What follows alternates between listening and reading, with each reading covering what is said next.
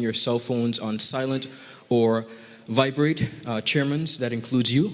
The less interruptions we have, we appreciate it. The format for this evening's proceedings will follow an opening statement by each of the chairmans. That is 3 minutes. One segment, the first segment, segment 1, and the second segment, segment 2. At the ending of that, each chairman will have the opportunity to give a closing statement of 4 minutes. Between the two segments, we will have an intermission of 5 minutes. You see 4 podiums in front of you. Each of the chairmen at the beginning of the segment will rise and approach the podiums. The seats behind them are simply, if anyone for whatever reason wants to sit, they are fine to do so. Chairman, I would love for you to understand that we will have absolutely no cross-talking. We will conduct ourselves decently and in order. If for whatever reason you intend to or you go over the time, there's a timer in front of you, ladies and gentlemen. The chairmans are going to be able to see that, as well as the audience. If for whatever reason you go over the time, or you choose to engage rather in cross-talking or interrupting your candidates, I can assure you that your mics will be muted. Audience activity, I please encourage you while you're supporting or are here to answer the question or listen to the questions but support your candidates, please hold any applause for after. Try your best to not interrupt the candidates as they are giving their statements. As I mentioned to you earlier, you have an opportunity at the end, gentlemen, to give a 4-minute closing statement. For whatever reason, if you run out of time and you feel as though you need to rebuttal, you are free to do so, but you will not be allowed any additional time. So you're free to use your 3 minutes per question freely as you choose. Before asking the questions, ladies and gentlemen, I want you to be aware that I will be reading a preamble, and it is simply to give the general public an understanding and context and history of the questions for persons who may not be aware. Let us begin. Gentlemen, I invite you to stand to the lecterns.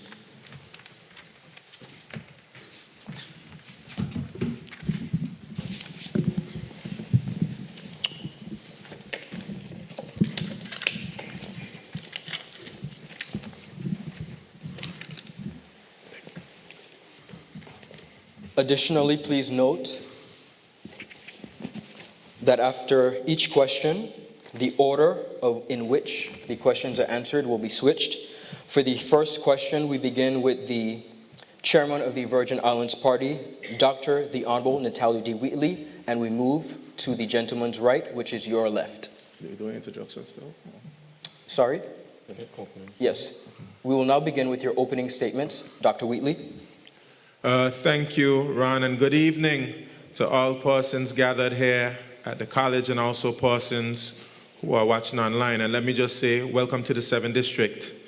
And certainly, I'm happy to be here as chairman of the Virgin Islands Party. The founding chairman of this party built this college because we had a firm belief and love for education and allowing persons the opportunity to equip themselves with the knowledge and skills to be able to advance ourselves individually and advance ourselves collectively. And certainly I want to congratulate the college for providing us the opportunity to have this conversation with the people of the Virgin Islands. Since we've entered the campaign period, we have been having this conversation through our campaign launches, through radio advertisements, through social media and other forums. We have presented ourselves to you, the people, and of course, you have been responding and you have been listening, and for that we are appreciative. And we have yet another opportunity here this evening to engage with you. I am presenting the Virgin Islands Party, a full team of 13, and the only team that has a full slate of 13 of qualified candidates.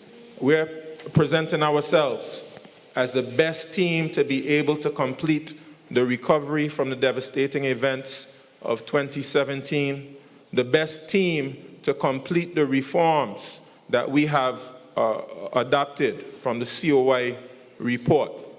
We are presenting ourselves as the best team to implement the National Sustainable Development Plan, a plan, of course, that this administration passed, even though it had been spoken about for many, many years. We went ahead and passed the plan, and we are presenting ourselves as the best group to implement the plan. And in addition to that, we are presenting ourselves as the team that can negotiate with the United Kingdom and deliver for us an advanced constitution, as we, of course, fulfill the promises of our foreparents, even from the days of slavery. My ancestors being direct descendants of the people of Nottingham Estate, who were emancipated in 1776. We'll fulfill the promise of our foreparents by achieving advancement and liberation for our people as we secure a higher standard of living. Of course, the past 4 years have been difficult. We have learned much, and that has made me and my team better and stronger leaders. Thank you.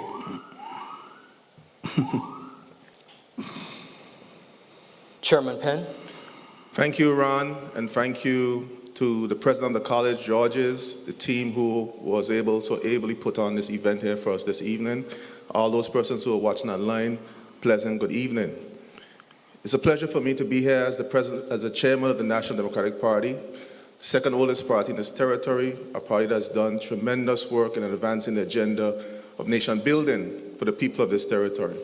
This particular topic is about nation building. The series of questions and events that we're going to discuss tonight is going to drive the path towards nation building, and that's the discussion that we as a party is moving forward.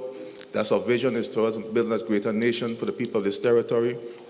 We understand the importance of the institutions that are going to drive the development of this territory and this industry, particularly the Constitutional Review process, and I want to this time commend the Constitutional Review team that's going to drive that process to really start the discussion and continue discussions of our advancement as a territory.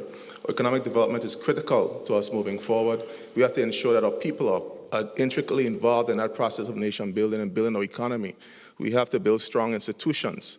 Our institutions have come under threat over the last couple of years, few months, particularly with the COI and different challenges that we face. And years prior to that, it says to us that we have to build and rebuild our institutions that underpin us as a country and as a people. Immigration reform is one of those critical and touchy subjects that we have to discuss and tackle head on. And we are willing and able and prepared to tackle those discussions head on as a party and as a country and a government. We have focused on the development of persons, particularly persons that are definitely able through education and the education development of this territory. We've just had a good discussion with some young people who've expressed some specific concerns that they have, particularly with our trade development in this country and how it's so difficult for young persons to get into the areas of development that they have a desire to expound on. We have to find ways to ensure that our young people feel that they're part of the process and development of this country, and we have a focused plan to ensuring that they're intricately involved in the development of this country. So I'm happy to be here to field questions, have a discourse with persons online, persons in the media, persons who are here presently, so we could then start that conversation, continue that conversation of developing this country into the next century. Chairman Fraser. Thank you, Mr. Moderator. I, too, am happy to be here this evening. I want to thank you and Dr. Georges at the college for putting on this program. It's a well-valid program. You would have seen these programs put on in places like the United States, even the United States Virgin Islands, and we had yet to do it before tonight. I wasn't privileged to be a student at this college. Came after my time, of course. But I'm here now tonight on this platform representing Progressives United as a political party entering this 2023 race. I'm not going to be here tonight to impress anyone with some new programs and a boilerplate and laundry list. I'm going to be real. Our territory is at the crossroads. It's never been in this position before, and what it's going to take to get it away from where it's at is people with experience and knowledge of the system. We have before us a commission of inquiry, a report that came before us in April, and there are a series of recommendations that this administration is trying to meet. We have before us an order in council. The order in council particularly state that the Constitution, parts of the Constitution should be suspended and the governor should take direct rule over our territory. We can't afford that. We've done just about whatever was necessary to get it done. We ended up with a unity government. I want to let you know here and now that it's my experience among the group that was there, the government and opposition, that helped save this territory from a suspended constitution and direct rule. We have a situation where we have a constitutional to negotiate. The Constitutional Negotiation Committee has just finished, commissioners just finished their job as far as the interviews are concerned, and they're about to put the report together. That report has to be forwarded to the House of Assembly for debate and approval. Once that is debated and approved, it goes to the United Kingdom for negotiations. I've been there before. You need experienced people there. The things that we asked for in 2007 and was told that you shouldn't ask for because you're not going to get, we had to accept that. This time around, with someone like me at the table, there's no accepting that kind of stuff. I know what this territory needs. We talk about things like self-determination. We talk about independence. The United Nations General Assembly passed 2 resolutions in 1960. And those resolutions, 1514 and 1541, spoke. I'm watching the clock and it's here doing a dance with me. Those resolution calls for territories that are colony should be independent. Chairman Skelton. Thank you, Ron. President of the college, Dr. Georges, distinguished ladies and gentlemen, students, good evening. My name is Ronnie W. Skelton, and I'm the chairman of the Progressive Virgin Islands Movement. Ladies and gentlemen, the country is in a bad place. This country has never been in such a place since the 60s. We believe, the Progressive Virgin Islands Movement believe that we have the set of candidates necessary to move the country from where it is, to give the British the confidence that there is a group of people, and there are more out there, who can stand the test of accountability, transparency, integrity, and hope for our country. So I have no doubt in my mind that we as a people, we are capable of moving the country from where it is to the place where we need it to be for our children and grandchildren. I have the necessary skills and experience. I've worked for the Electricity Corporation for some 20-something years, 27 or 8 years. I have made significant changes to electricity, including a 24-hour supply of electricity to Jost Van Dyke and Annie Gather. In 1999, I got into politics. I was the Deputy Chief Minister, as you heard, the Minister of Finance, the Minister of Health, Minister of Finance. My record is there to show you that I'm capable of doing the things that I say I will do. In the Ministry of Health, we built a new hospital. We built the Ivis O'Neill Clinic in Virgin Garden. I was the minister driving the project. And in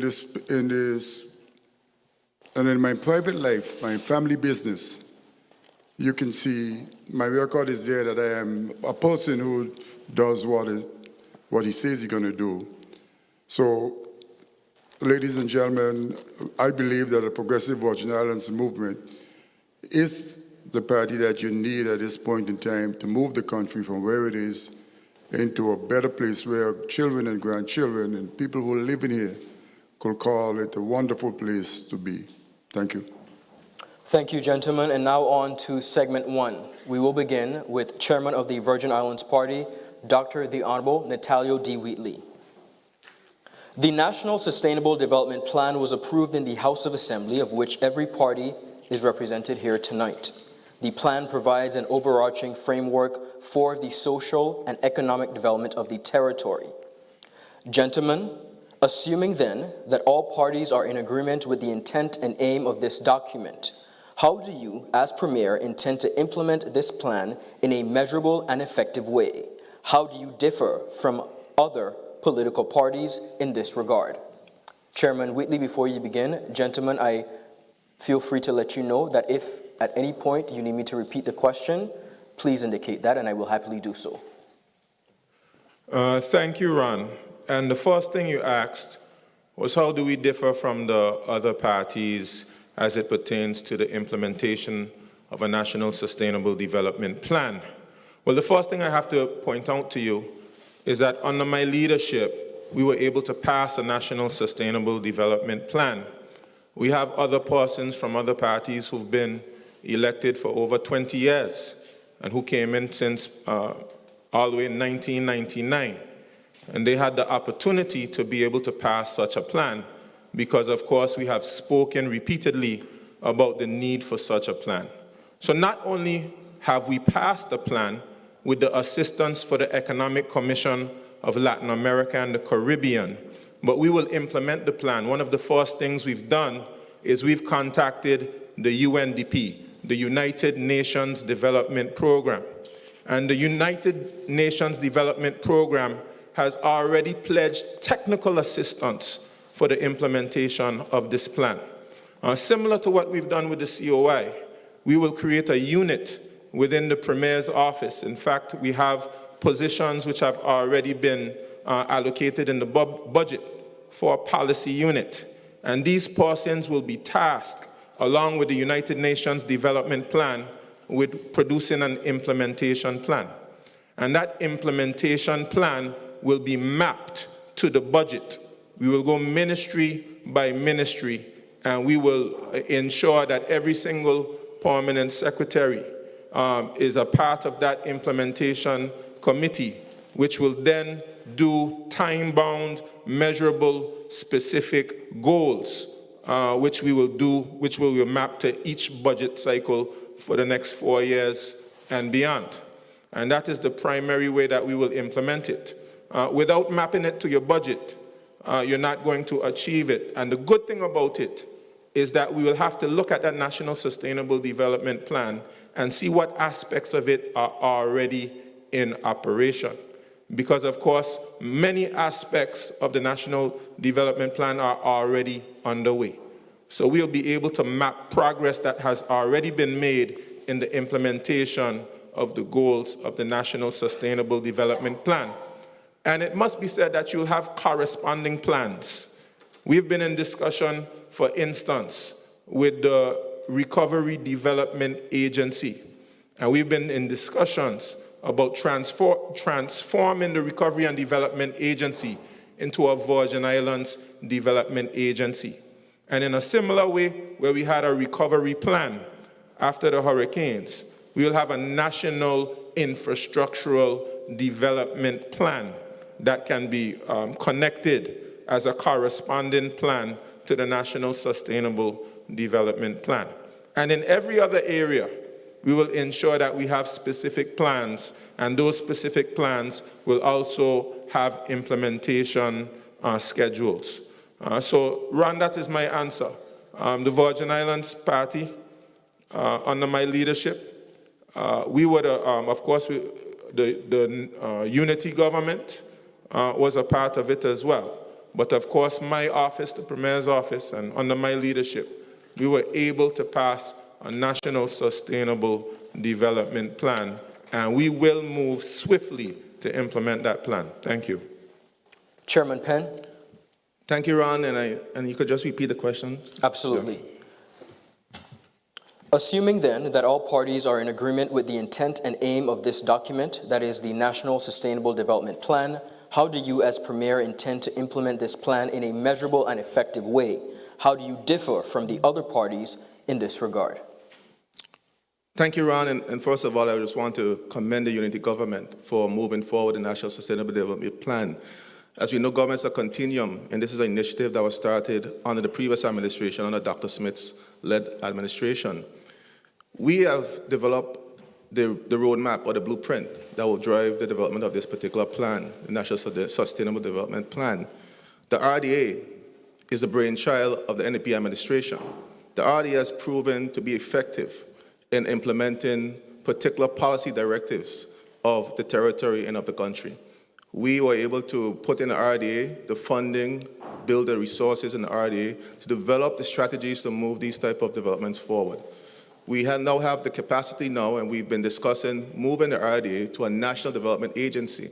This agency would focus on the overall development and implementation of this plan, driving the key elements, particularly from the economic development, the issue of our environment. As we know, the environment is very critical to overall development and the livelihood of this country. So we have to ensure that those tenets of the environment are protected and the key elements of it is implemented.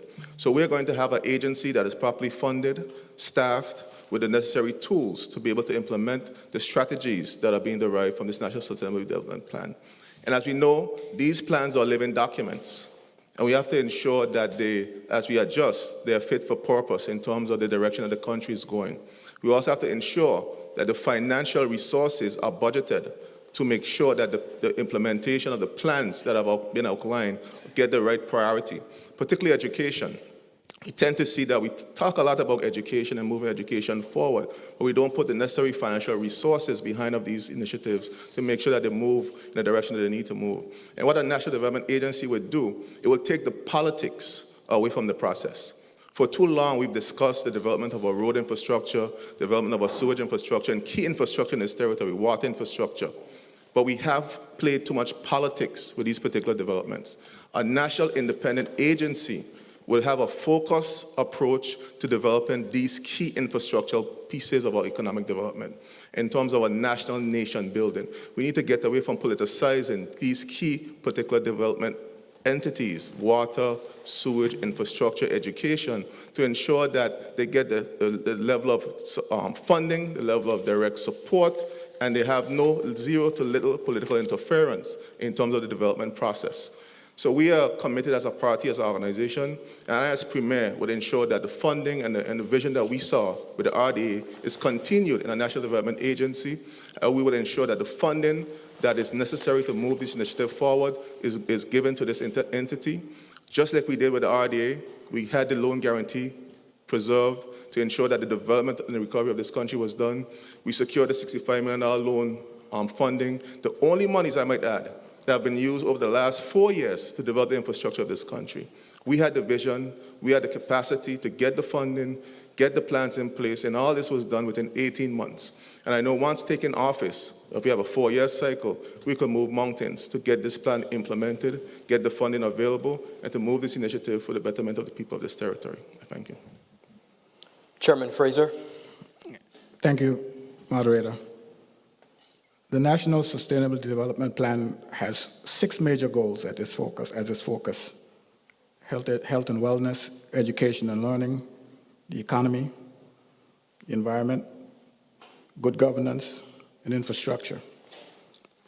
As you know, as leader of the opposition, I was one of the 2 people who gave remarks at this launch, myself along with the Premier.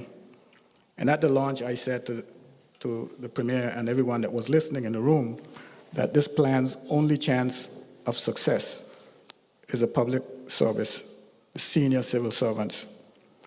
When parties get elected, they come before you with a manifesto, and that becomes their Bible. They don't come before you with a National Sustainable Development Plan. The manifesto usually has nothing in common with the National Sustainable Development Plan. I told them, if I use my profession as an architect, and a developer comes to me, it's likened to a developer coming to me telling me he wants a hotel with 400 rooms and capable of hosting a convention for 2,000 people, has 2 swimming pools, and a golf course. The first thing I do as an architect is engage a programmer. That programmer will outline the different functions, the relationship of each function, and then I go to work as an architect to design the hotel. What this plan needs is a series of designers. What we have right now is a 200-page document over the course of the next 15 years, take us into 2036. And you know that document in and of itself can't do anything. It has to be taken further. In order for that to come off the shelf, you have to get a series of designers, similar to what my colleague was talking about, his program for the plan. And those designers will outline, craft, and set out the different things that needs to be done under health, what has to be done under education and learning, what has to be done for economy, what has to be done for the infrastructure and good governance. Our health system has to move from the mode that it's in right now for treatment, and we have to go into prevention. Our education system, we need to develop our own brand. Our own brand meaning that we move away from things like CXC and develop our own standards. Our infrastructure burst at all the seams, needs to be fixed. How do you fix that? You don't fix it by talking, you fix it through action. Good governance will be determined by our moral ethics and our ethics and our behavior. The environment. We have to legislate in order to protect our environment. In the absence of legislation, our environment will be shot. Right now, we have an incinerator that's broken for the last 2 years. We were doing open burning. If we had legislation in place that would penalize the government for each day that we do open burning, I'm sure that they would have moved more swiftly to get that incinerator fixed. We have a sewage treatment plant down at Bird Point that's been out of action since Hurricane Irma. That's 6 years. If we were penalizing the government for each day that the raw sewage was being dumped in the ocean, that would have been fixed. So we have to legislate for our environment, just like we have to legislate for renewable energy. We're not going to get those panels, those solar panels, unless we legislate the use of fossil fuels to be a harm to our environment. So that's my plan for the National Sustainable Development Plan over the course of the next administration. Chairman Skelton. Thank you, Ron. A national development plan must meet the economic and social needs of our people today and our people out in the future. So it must be sustainable, it must withstand the test of time. And the PVIM government believes that once you have a national development plan and it meets these needs, then we have no objection in implementing the recommendations of the plan. But we recognize that with scarce resources, you will have to prioritize the priorities. So what is a priority for somebody else may not be a priority for a PVIM government. But we will implement the plan once it's dealing with healthcare, education, the environment, the good governance, and the things that make a society great. So we have no objection. We are not concerned about which government created it. If the things are in there for the people of these islands, these Virgin Islands, we will implement it. It is true that we have to have systems. We have to have institutions to be able to implement these stuff. We have institutions. We have, in healthcare, we have the various, the NHI system, we have the hospital, we have the community health. We need to beef up those systems if we're going to accomplish what we want to accomplish in healthcare and social, garbage collection and waste disposal. So that is important that these institutions are beefed up and they have the necessary resources, both financial and human, to implement the strategies in this plan. In terms of our infrastructure, sewage, water, roads, electricity, and even the telecommunication that is privately owned, all of these things needs systems in place and we need to put penalties in place, so to speak, to make sure that these things are implemented in the interests of our people and our country. The member for the 8th mentioned the RDA. I was the chairman of the RDA, and I recommended highly, without hesitation, that the skill sets inside the RDA in order to accomplish the physical infrastructure is there. It may need a few more disciplines, but my advice was to make sure this institution stay in place while we beef up public works back to the place where it should be. That is the maintenance of public buildings and roads and bridges. So we as a party, as the next government, we are on board with a national development plan. I know in the past we had a national development strategy. And I would like the member to know that I was a part of the government when we were developing this plan back in, okay, so I am quite aware of some of the stuff, and I wholeheartedly subscribe to the recommendations being made. Thank you. It has been the trend of modern governments.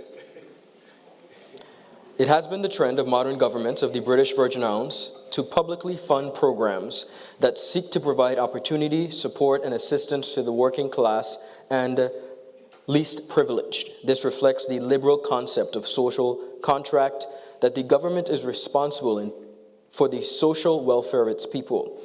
At the very same time, gentlemen, taxation has been kept relatively low. Conservative ideology suggests that low taxes facilitate the growth and development of private business and a free market. However, such fiscal policy contradicts the social initiatives which rely on public funds in order to be sustainable. There appears now to be increased inequality. More people are in need, while a small section of a society seems to grow wealthier. Gentlemen, what is your party's ideology with respect to fiscal policy and social welfare? What financial policies will you implement if elected to show more residents a path into the middle class? Chairman Skelton, we'll begin with you and move to our left. Thank you, Ron. I hope I understand the question completely. Do you wish for me to repeat the question, sir? Yes, because I thought you were started from that. All right. It's a mouthful. That's a mouthful. As I mentioned to the audience and the chairman, before most questions, you will have a preamble, and that preamble is simply to give context to the question in regards to the history of the questions for the general public. Chairman Skelton, I'll repeat that question. What is your party's ideology with respect to fiscal policy and social welfare?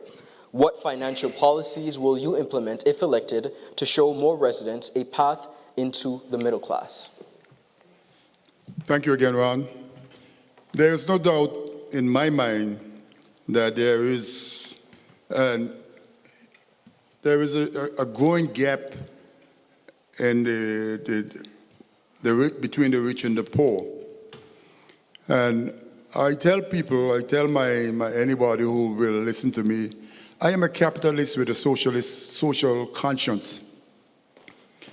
I believe that a society needs to look after the less fortunate while the economy grows. Because if you look after the less fortunate, out of that less fortunate, you could get your workforce, so to speak. So that will assist even the capitalists to have more workforce.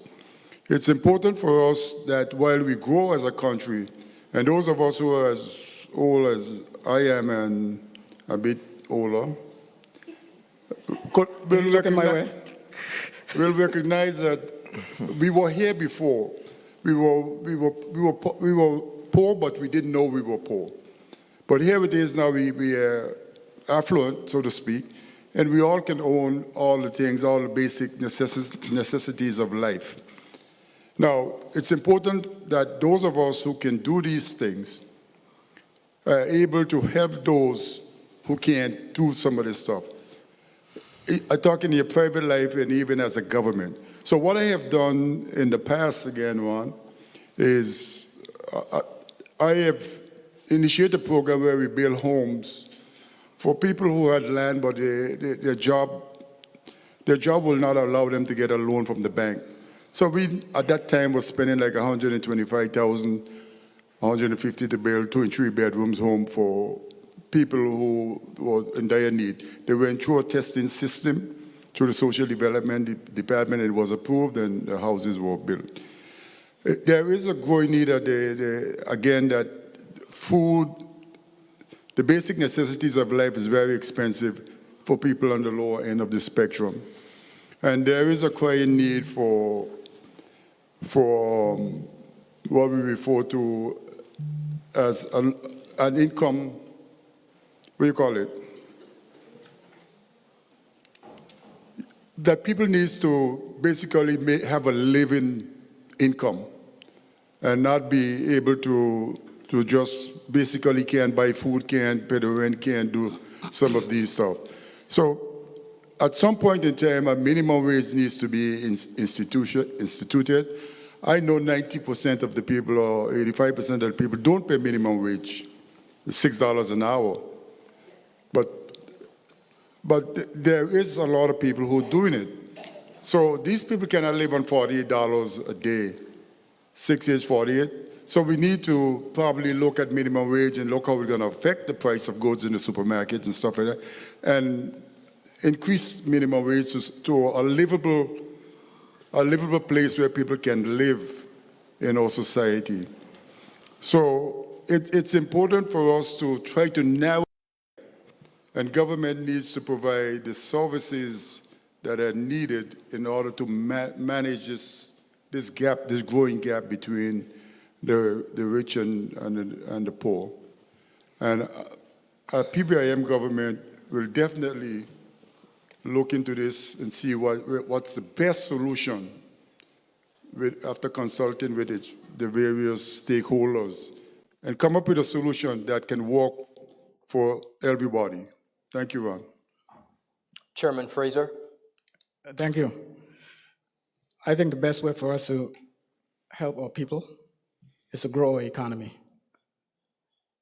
I remember in the 1960s when we, actually late 50s and early 60s, when we used charcoal as a fuel for cooking and whatever else. And in the 60s, we decided to grow our economy. We decided to expand it by diversifying. What we did was we brought in electricity nationwide, and we had everyone out there working, people who were somewhat disenfranchised, they got jobs, and they were able to provide better for themselves and their families. Right now, my focus would be on rebuilding the Virgin Islands to where they were pre-Irma, before Irma. We had a guarantee from the British government for loans up to $426 million. This government opted not to capitalize on it, which I think was a mistake. I still do. Yes. And I think that the next administration, if it's wise, if I have anything to do with it, it will be wise, and we will move. We will move post haste to engage ourselves into that facility that was made available to us. We have a Western ferry terminal to rebuild. We have Ellis Thomas Downs Grandstand to rebuild. If I ask you right now to go to the Ministry of Natural Resources and Labor tomorrow morning to pick up $100, you would lose it because you wouldn't know where to find it. You wouldn't know where the Ministry of Communication and Works are. Before Irma, you just had to go to the government administration complex and you would find it. And that's a facility that is closed down. We have government offices all over the place. If we tap into this $426 million, we'll have work for our people. We'll bring the country back to normalcy. And you, my friends who are suffering from the Down syndrome over the depression that you gained from Hurricane Irma will be gone. Now, we talk about fiscal policy. Those are fiscal policies. We have a fiscal policy right now where the stamp duty for the purchase of land for first-time homeowners is eliminated, but it hasn't been carefully thought out. Because they say something like if after 7 years you can resell the land. Now, you go to buy a piece of land, you got stamp duty reduction, elimination from it, which is money you pocketed, sit on it for 7 years, and you sell the land at market value, so you gain stamp duty money from the government. You should not be able to sell that land if it was carefully thought out. You should not be able to sell that land unless it was used for the purpose for which it was intended, which was to build a home. You didn't build a home, so if you sell the land, you should have to give the government back its money. And those are the kind of things that careful thinking and not jumping into things sporadically will make the difference between this administration and an administration that is on its feet, that's thinking on its feet.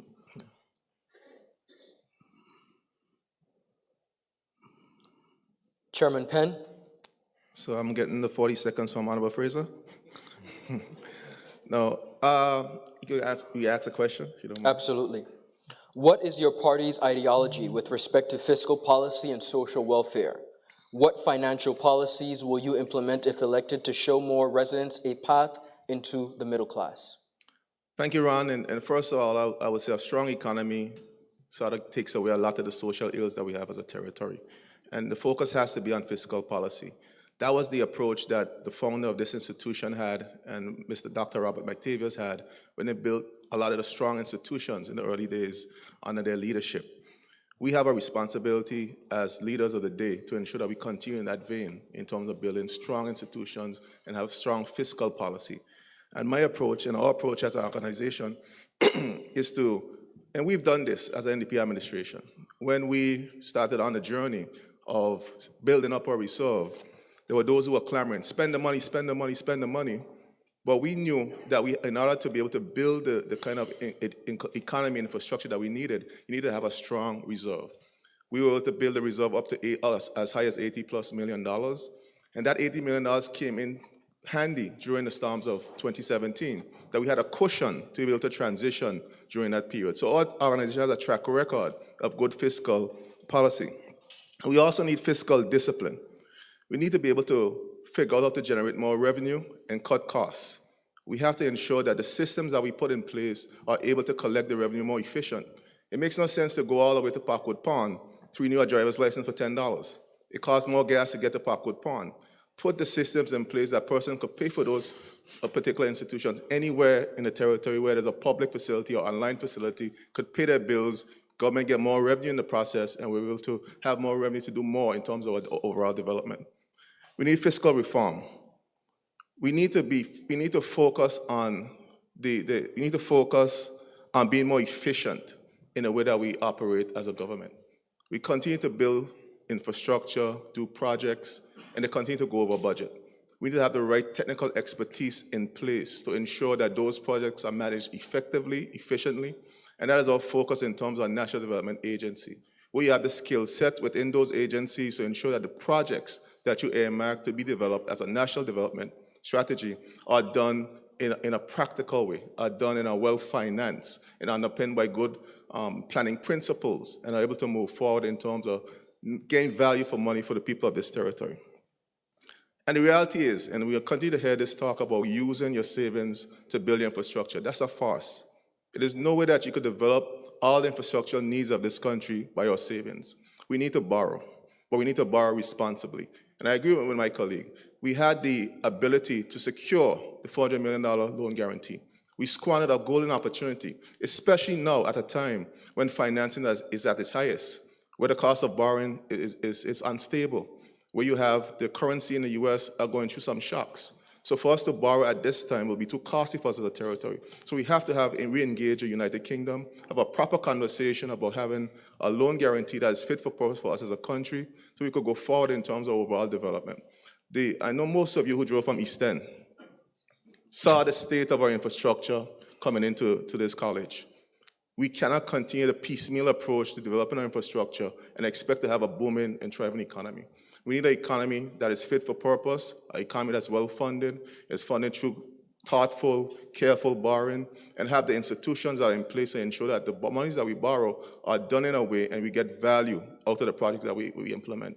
So we are poised to do this. We have a track record with the RDA, and we're going to move forward in the National Development Agency. And we have a track record of integrity and responsibility that every time we go for funding for borrowing, it's approved. And we have the confidence of the United Kingdom, the confidence of the people to be able to get the financing that we need to move these initiatives forward. Chairman Wheatley. Thank you, Ron, and I certainly thank the other panelists for their answers.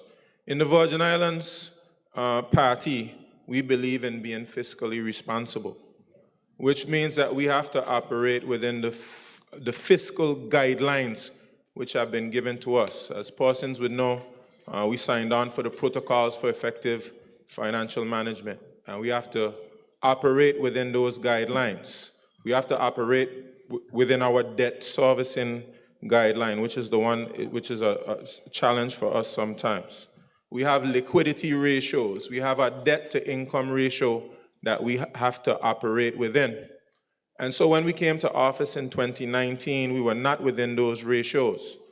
Particularly the liquidity ratio, we had not been able to satisfy that.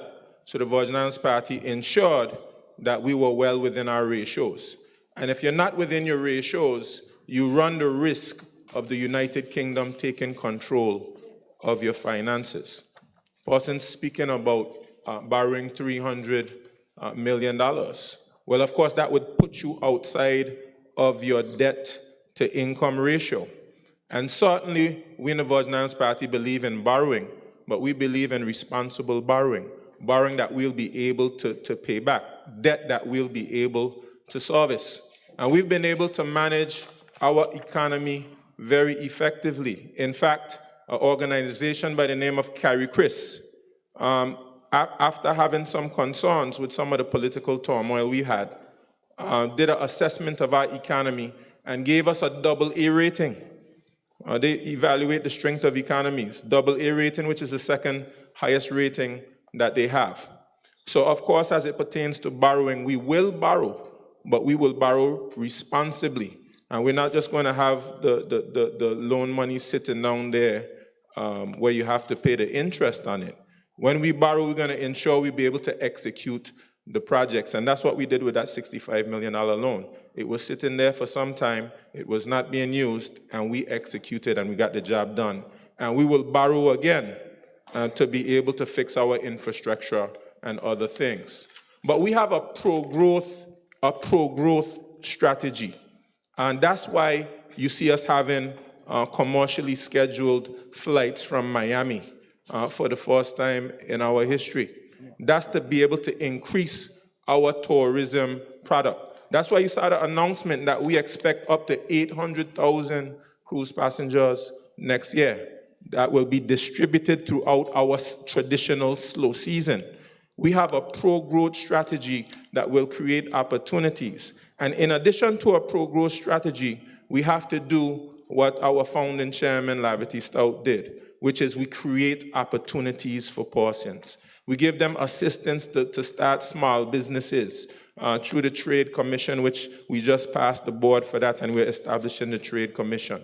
We give opportunities, education at institutions like this, H. Lavity Stout Community College. Lavity Stout provided comprehensive education for persons. We provide scholarships and grants for persons to get their education. And on the social side, as my time is running out, we have to ensure we look out for those persons who are slipping through the cracks. For instance, those persons who are presently unemployed, we started a rated program to make sure that those persons are able to get gainful employment. We gave a stamp duty waiver so persons could buy land, and we will implement affordable housing schemes, not like the Joes Hill scheme that Mr. Mack. We will do a proper scheme to get people in affordable housing, and we have to fix NHI, and we have to fix the Health Services Authority. Gentlemen, I would assume you have all been following the international news. The US dollar is struggling. Many are concerned as the BVI carries the US dollar as its main currency. What sort of actions would you as a leader take if the currency value continues to plummet? Chairman Wheatley, we begin with you. Thank you for that. Some persons have been concerned about a policy decision that the BRICS nation took. But Parsons should perhaps get a little history, which is, of course, after the Second World War, the United States really became the dominant power in the world. They became what was a unipolar power. But since the Second World War and since the fall of the Soviet Union, there have been other developing countries, or countries from the eastern part of the world, which have been developing and growing. And we would know that well here in the Virgin Islands because, of course, we do business with these developing countries. Countries like China, countries like Russia. Of course, we have the sanctions on Russia right now. India, South Africa, and of course, they have been developing, and they have taken a policy which they believe to be in their particular best interest. What is in our best interest is to recognize that you have different powers in the world, and we as a Virgin Islands people want to be able to do business with the East and the West, as we have been doing. And of course, we don't have a central bank here. We use the United States currency. We expect that the United States, being the biggest economy in the world, will continue to be the strongest economy in the world. But what we also have to recognize, there are other areas for us to do business. Currency is just a means of trade. That's all it is. Currency is simply a means of trade. And Parsons may not want to trade in US dollars. They might find it more advantageous to trade in their own currencies, for instance, the Chinese currency and Russian currency. And we know as well, of course, because of the problems between the Ukraine and Russia and all of the sanctions that have been happening internationally, they have a particular challenge that they want to solve, of course, with some of the sanctions to be able to get around them. And they found it not advantageous to make the United States currency the reserve currency for them. And they will take actions that they believe are in their best interests, and we have to do the same. We have to evaluate the situation for ourselves and come up with trading partners. And the reason why we trade with why we have the United States currency today is because of the vision of our foreparents. People like my great uncle, Leslie Malone, who's able to negotiate for us to use the United States currency. Why? Because the proximity we are in the world, our relationship with United States, Virgin Islands, our proximity to Puerto Rico, our proximity to the mainland United States means that we're going to be doing a lot of trading with the United States. And of course, I don't expect anytime soon for us to change the currency that we're using now. Of course, you have to deal with inflation, and governments will have to deal with inflationary measures and rising interest rates, etc. And of course, we will be impacted by the fiscal and monetary policies of the United States. But it's still the strongest economy in the world, and we can do business with the United States of America while at the same time doing business with some of the developing countries in the world who are becoming powerhouses, and we are facing a world where we have a multipolar powers in the world. And that is something that we will have to recognize. We are facing a world where the United States will not be the only power in the world and they'll dominate the rest of the world. But we want to be able to do business with everyone, and we want everybody to be able to get along. We don't believe in war. We want everybody to get along because that is what a strong world would be, a world with cooperation. Chairman Penn. Question? The US dollar is struggling. Many are concerned as the BVI carries the US dollar as its main currency. What sorts of action would you as a leader take if the currency value continues to plummet? Thank you, Ron. And first of all, I would say that we have to monitor the situation that's happening currently with the US dollar and the currency as is a vehicle currency, is the one that we use as a legal tender. The reality is that the BVI trades predominantly with the US of A. Most of our trading happen within the USA. Most of our food, most of our infrastructural needs or lumber and all those things come from the US. So it's going to have a huge impact on us. And this is why we have to be very more prudent in terms of our fiscal policy. We have to be focused in terms of how we manage our resources. We have to tighten our belts in terms of our wastage. And when I spoke earlier about fiscal policy, I think it's important for us to be more prudent in terms of our spending. So we now have to be fit for purpose in terms of the way that we operate as a country. We have to ensure that our institutions, I continue to go back to institutions because I believe they're important for us. They have to be strong to be able to handle the shocks within our economy as we progress.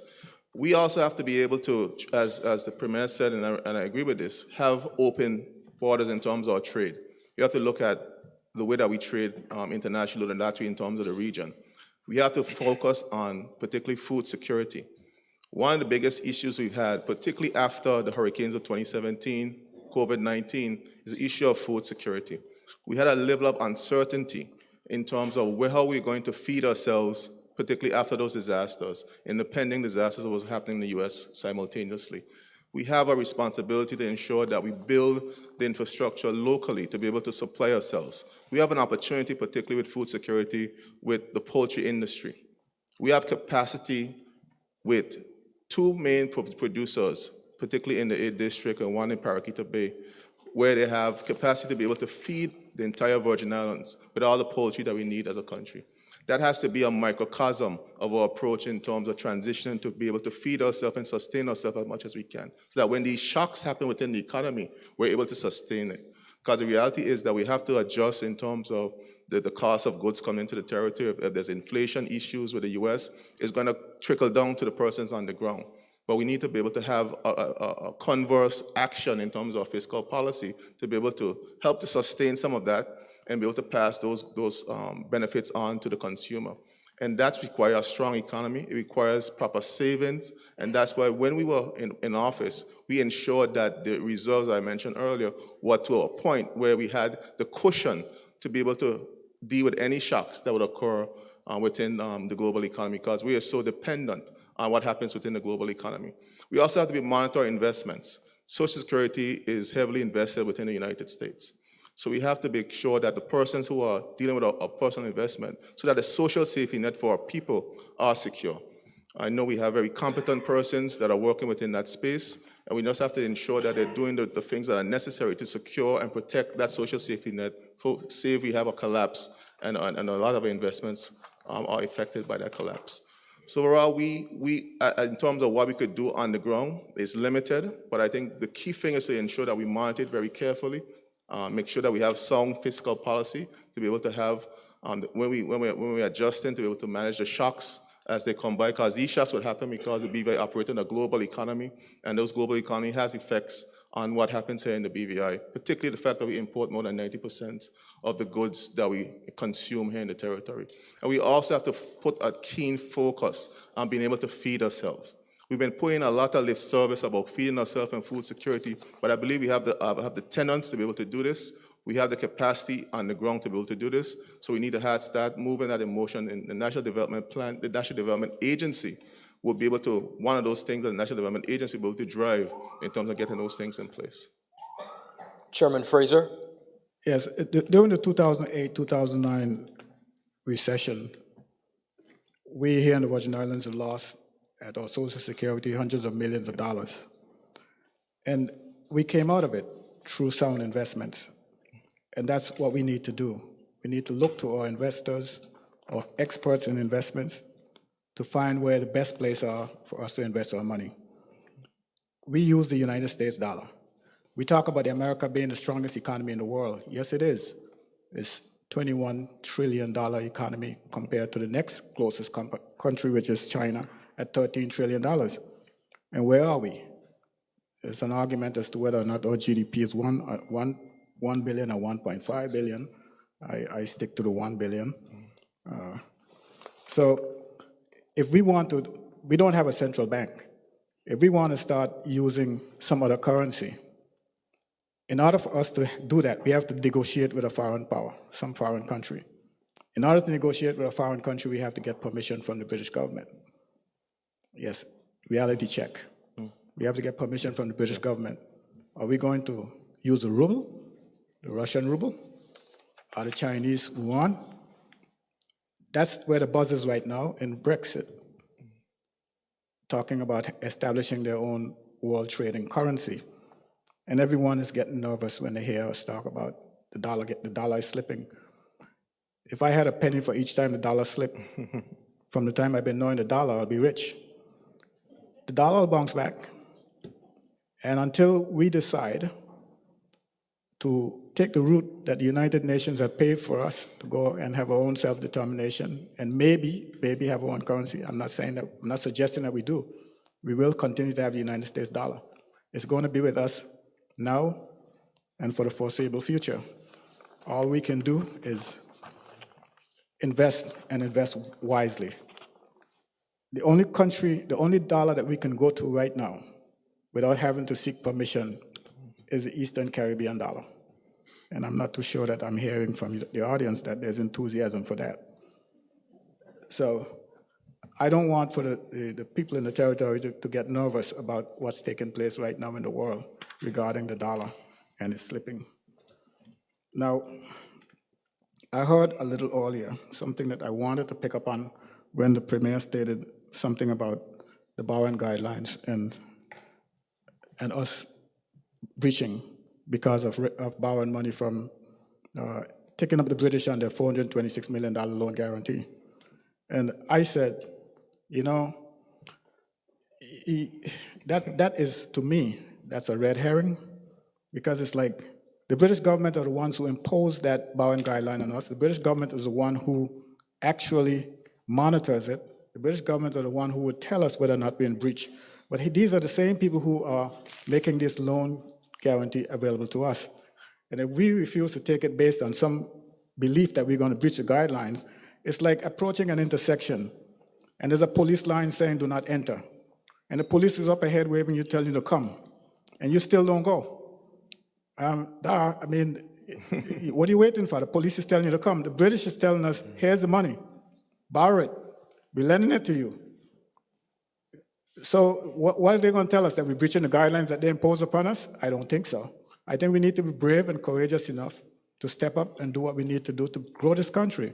Our infrastructure cannot continue to be the way it is. I mean, since Wednesday morning, my constituents haven't had water.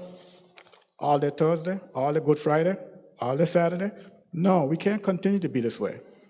The member for the 8 couldn't wait to tell you about some potholes on the road. Thank you, Chairman Fraser. Chairman Skelton. After 12 minutes, I need a question. We ready? Absolutely, sir. The US dollar is struggling. Many are concerned as the BVI carries the US dollar as its main currency. What sort of actions would you as leader take if the currency values continues to plummet?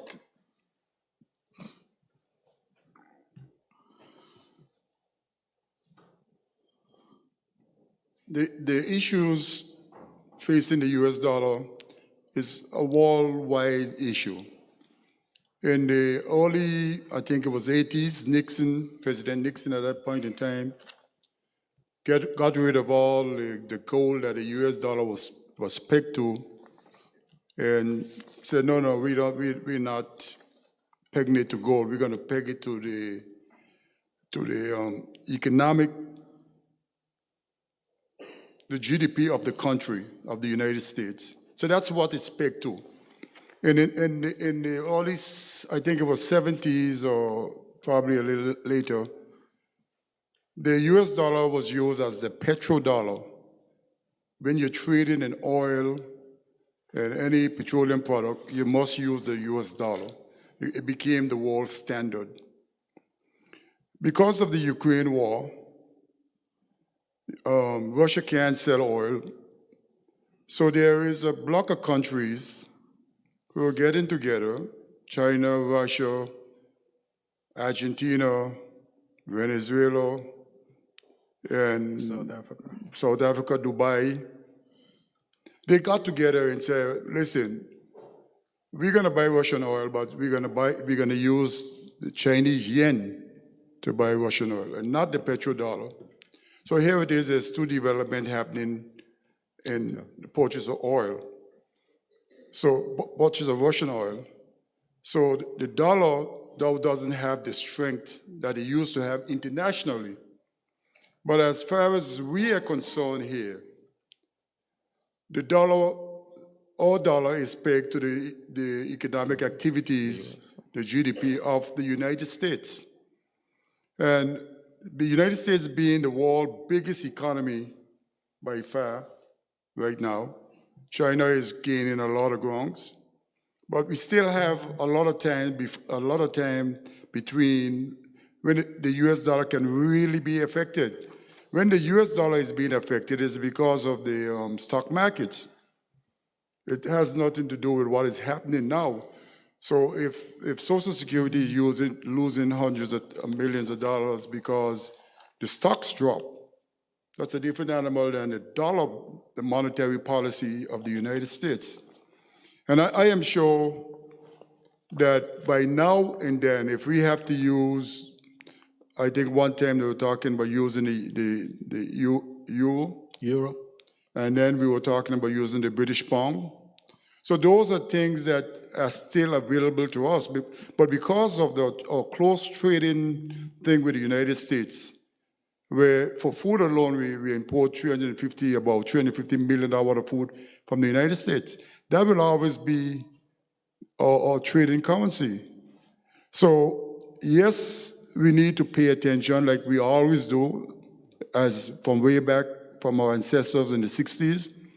We used to trade in the British monies, and then our people who were living in the U.S. was now realized the U.S. dollar was more tradable, so we switched to the U.S. dollar. So we just have to be more vigilant, and this institution here is a good institution to be monitoring and studying the U.S. dollar and to advise the government, which would be a PBIM government, on the way forward with the U.S. dollar. You know, for us to think that we have the answers on this stage, I don't think we do. But I know the world is a complex and it's complicated when it comes to monetary policies. Thank you. Chairman Skelton, we will now begin with you. The National Health Insurance Scheme provides much-needed health coverage to every Virgin Islands resident. However, there have been concerns about its viability due to the outstanding mandatory contributions and lack of regulation of services provided. Do you believe that making the national health insurance mandatory was the right thing to do? And what changes would you make with the currently existing system? Again, the question is, do you believe that making the national health insurance mandatory was the right thing to do? And what changes would you make with the currently existing system? The answer to your first question is yes. Let me explain. In the time of the national health insurance, when it was implemented, and it was this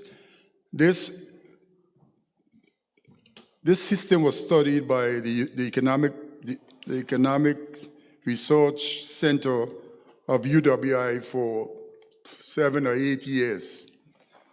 They came, they presented us with reports, not just us, the government before, even the government before us, with reports after reports after reports. We asked millions of questions.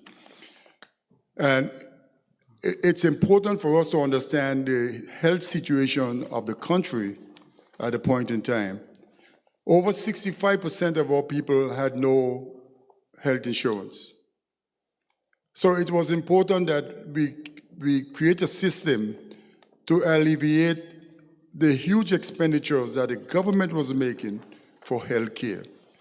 So the NHI was based on a solidarity basis, that each one help one.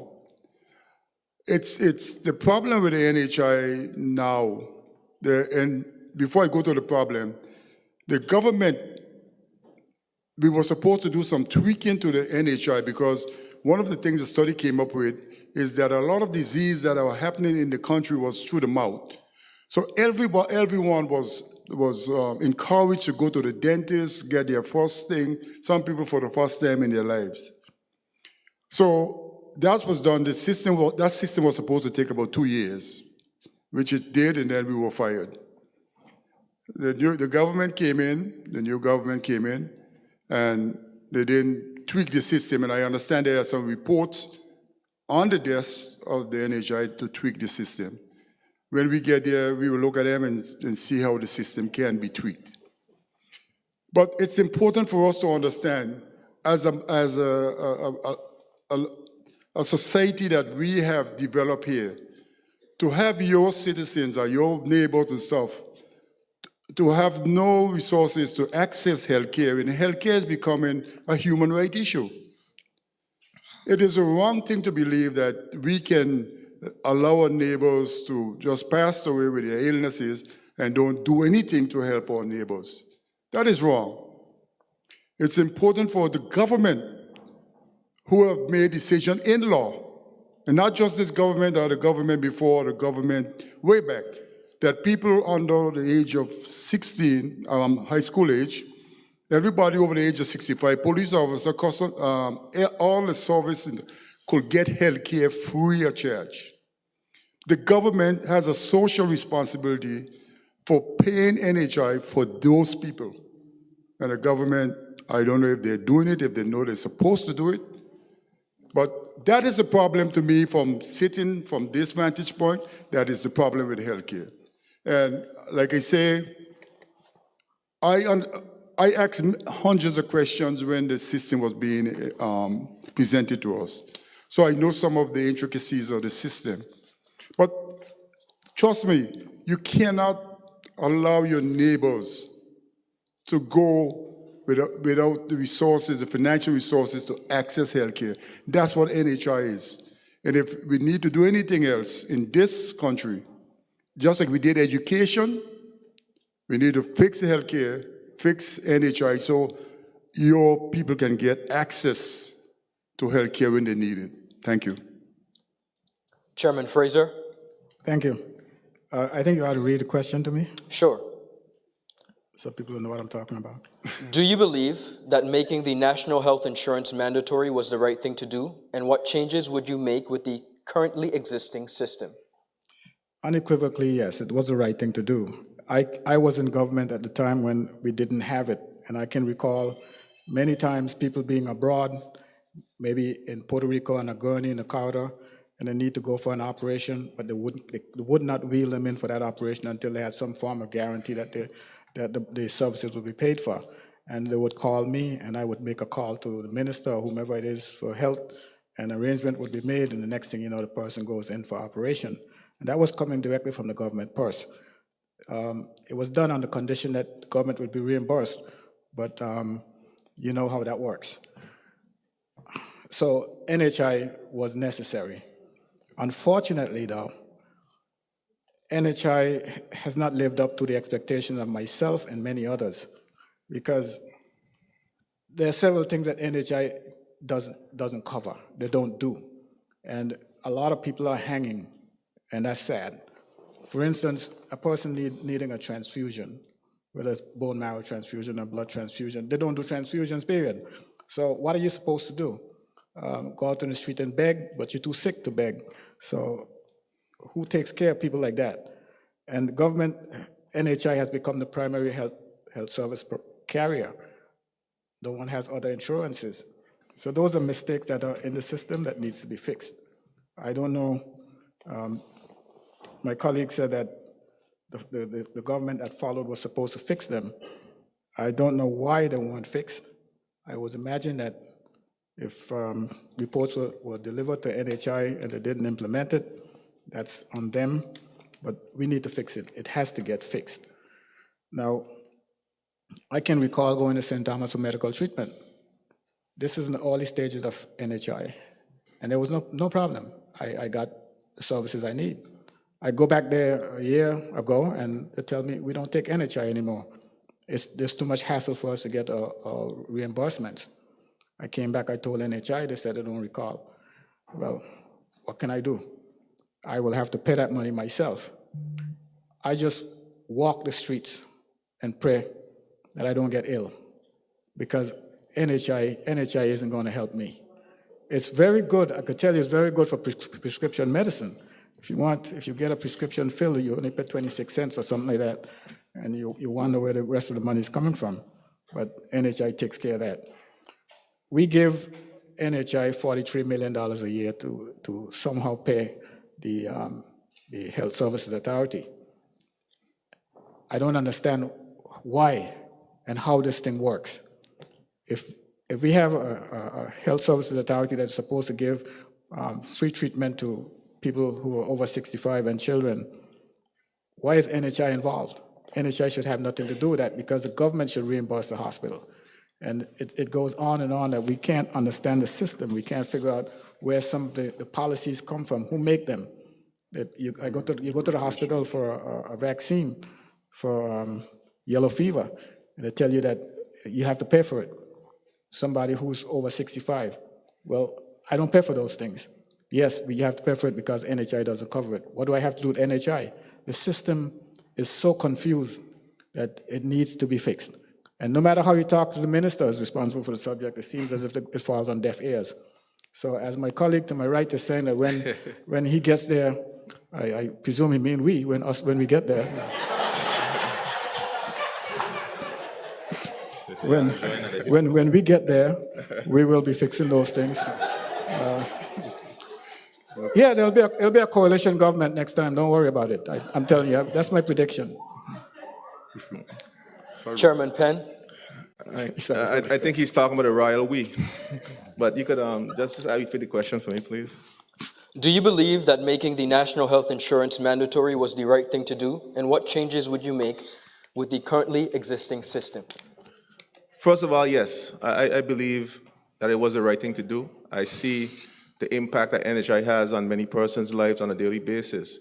And I see persons who would have not ordinarily had medical health coverage get life-saving treatment that they need for themselves or probably for someone or their family. So I believe it was the right thing to do. I believe the issue was not making it a primary health care, because there are many persons who might have additional health insurance and they're forced to use NHI because it's the primary provider. That is one of the recommendations that's being made to adjust through legislation to ensure that we make those necessary adjustments.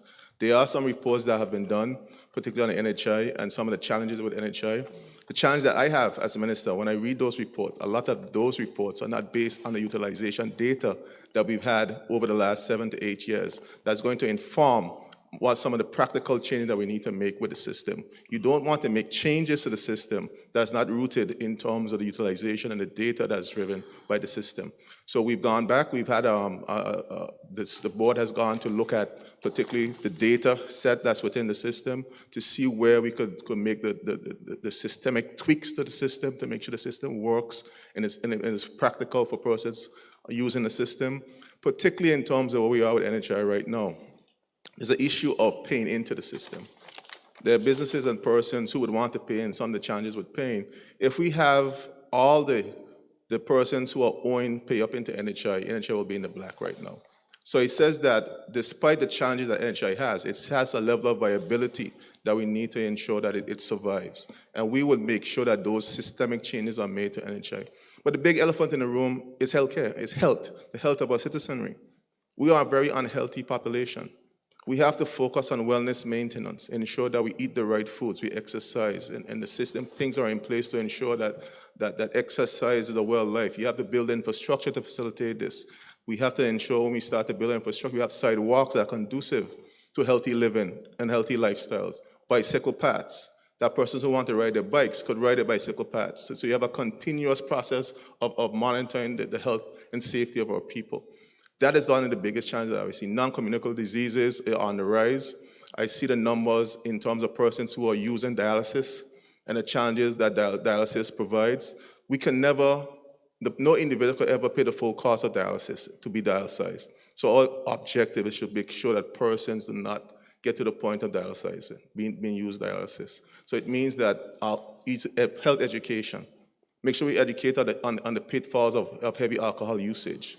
Amongst our young people in particular, there's a culture that's growing amongst our young people where you see many persons on the weekends and 3-4 times a week are doing binge drinking. So we have a responsibility to ensure that the education aspect of it and health maintenance is a key part of health care in this territory. That will be our focus, as well as fixing the systemic issues with the system. Those are things we could fix, we could address. But we have to ensure that there's equity also in healthcare. I'm concerned that we don't have the same level of equity across the Sister Islands. I've made very clear to the chairman, the new chairman, that we need to have a specific equity across the board for the Sister Islands, particularly because when the standard for a clinic in BVI cannot be the same standard on Virgin Gorda or on Just Van Dyke, who are remote islands. The BVI has a hospital.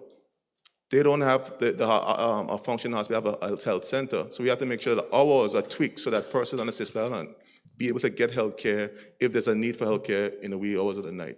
But at the end of the day, there's a relationship between NHI and HSA. We have to ensure that the reviews are done between those two entities.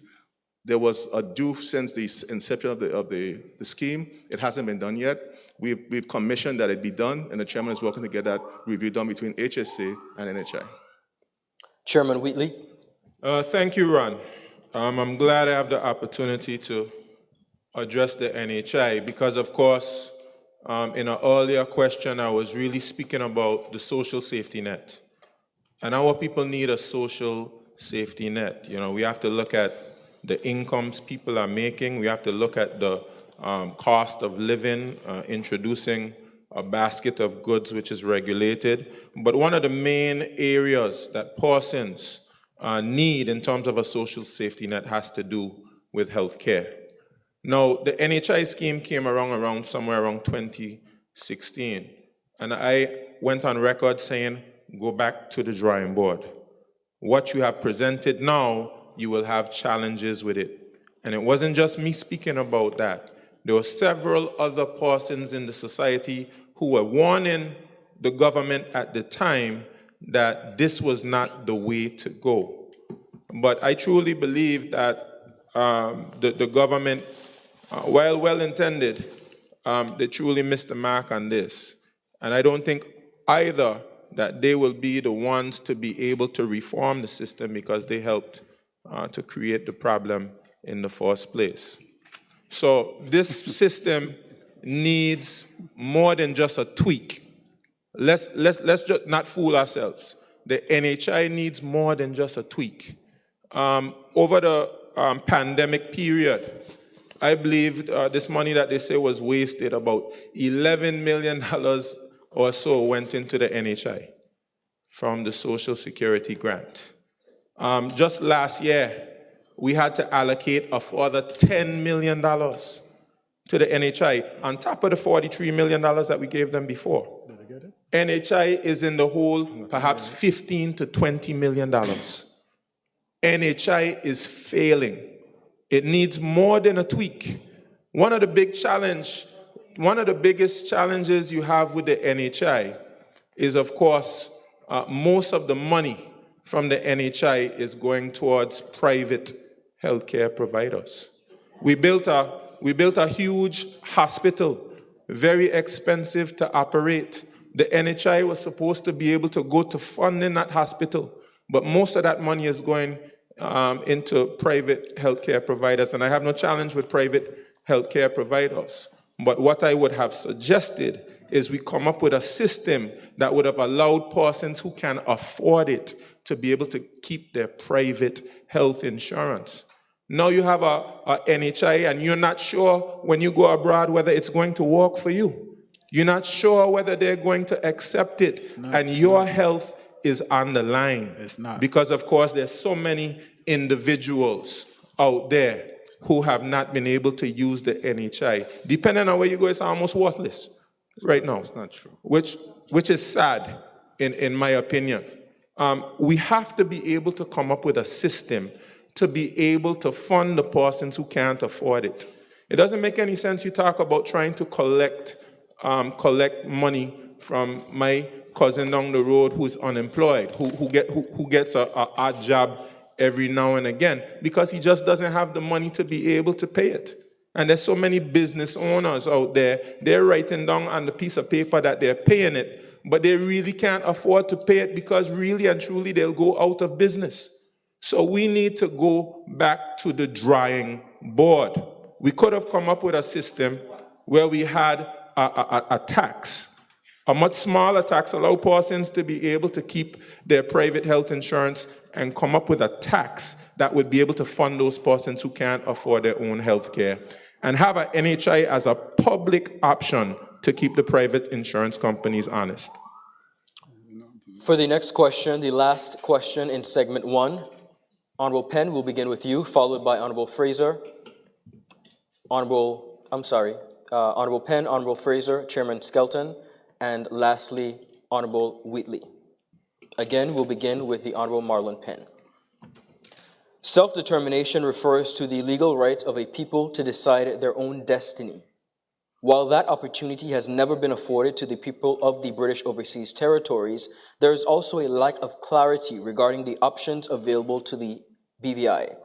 Listening audience, both in person and live, allow me to explain to you that Chapter 11 of the United Nations Charter requires of the United Kingdom that it recognize, and I quote, that the interests of the inhabitants of these territories are paramount, end of quote, and accept as a sacred trust the obligation to promote their well-being. As a non-self-governing jurisdiction, we have rights, a number of rights to our natural resources and their future development, but these rights are not supported by the laws of the United Kingdom. Chairman, your question is, could you explain if your party supports moving towards independence, free association, or continuing advancements within the current framework if elected? How would you go about pursuing that position? Again, could you explain if your party supports moving towards independence, free association, or continuing advancements within the current framework? First of all, Ron, I want to thank you for the question. I also want to say that the BVI has been on a path since the first constitutional review up until the last one in 2007 towards self-determination. We've had the most advancements we've had over the last 15 years with the 2007 constitutional review process. And we need to continue towards that path. The challenge that I have in terms, and a lot of people when I speak to them about this issue, is that the issue of education. We don't do enough to educate persons on what it means to be self-determined, and to be independent. And those discussions have to be had. There's a level of concern, particularly from the politicians in terms of our intent. There needs to be a collaborative effort in terms of civil society, persons in academia, persons within the political class, working collectively to educate the populace on what it means to be self-determined and what it means to be independent. The statuses that you outline in terms of the UN Charter have always been something we've aspired to. We have to particularly look at our institutions and ensure that they're fit for purpose. Our court systems, or the judiciary, the House of Assembly. We saw in the COI where many of our institutions were challenged. Well, we had many of the institutions in terms of the ones that are responsible for holding accountability, good governance, and making sure that persons in the political class and other classes are held accountable and the good governance structures that are necessary.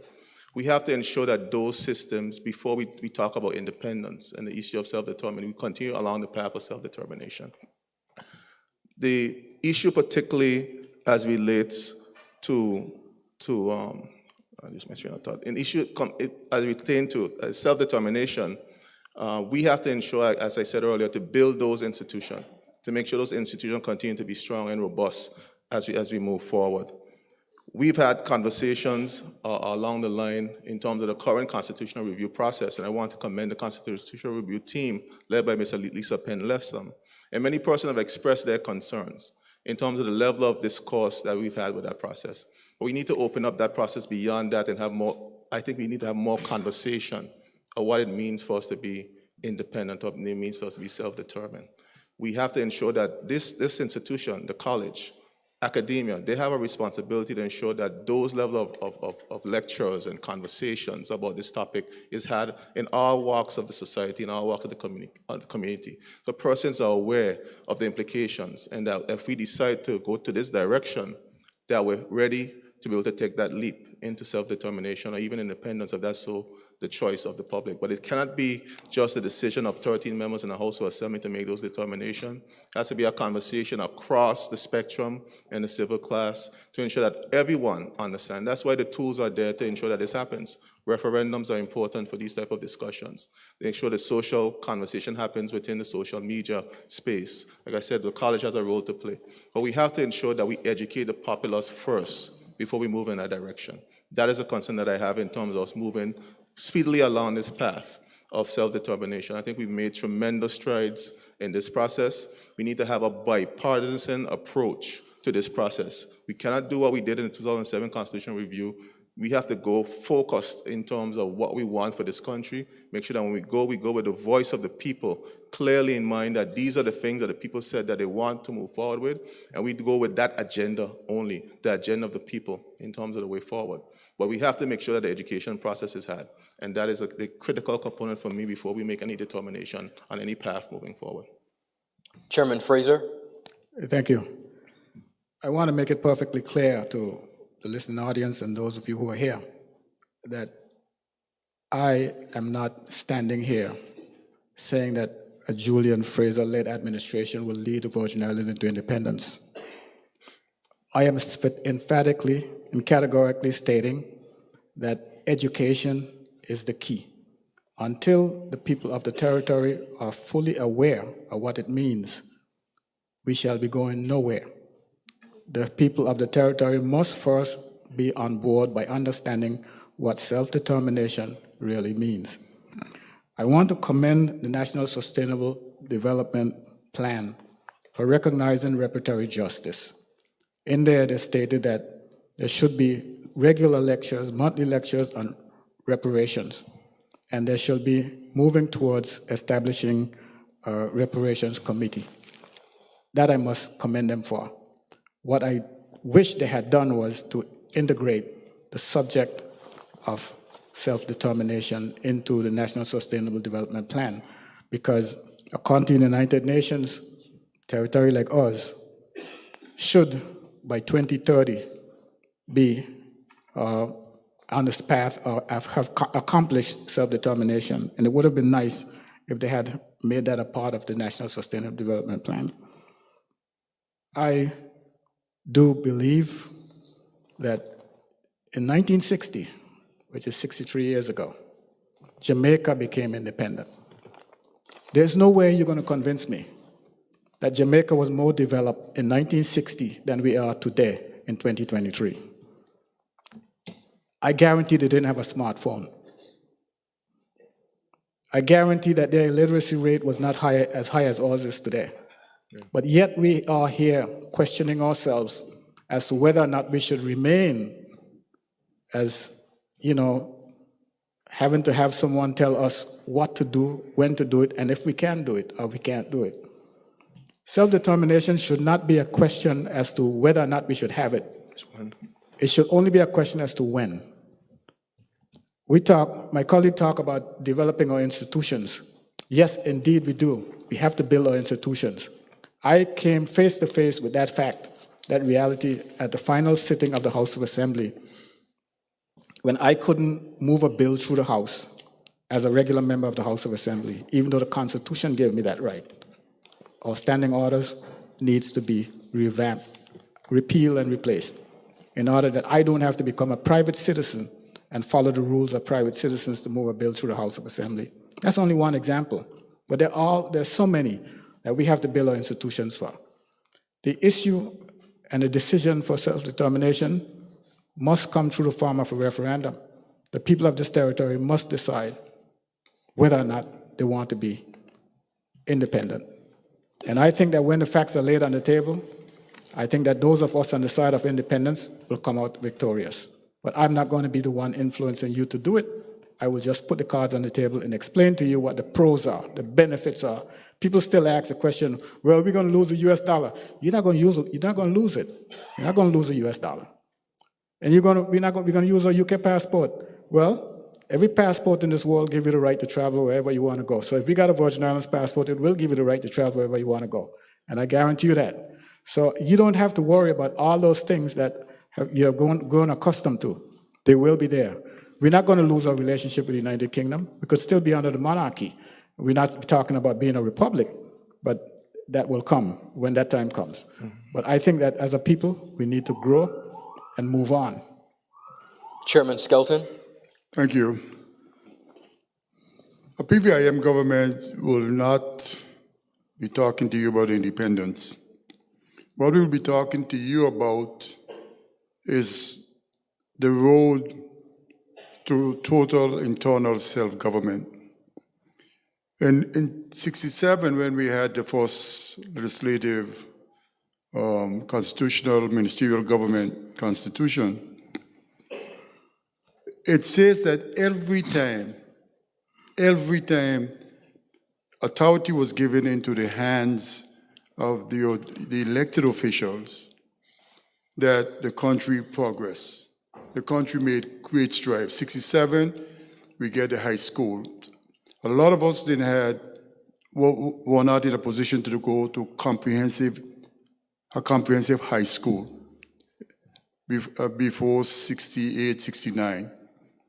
A lot of us could not do it. But when they gave us the authority, ministerial authority, we had it. In 77, I think it was again, they were given more authority. And the country continued to advance economically. And in 2007, when we got even more than before, you can see the country was ready to move forward in a more organized way. It happens, government change, that happens. It's like the waves on the sea refresh the systems. And we came backward, so to speak.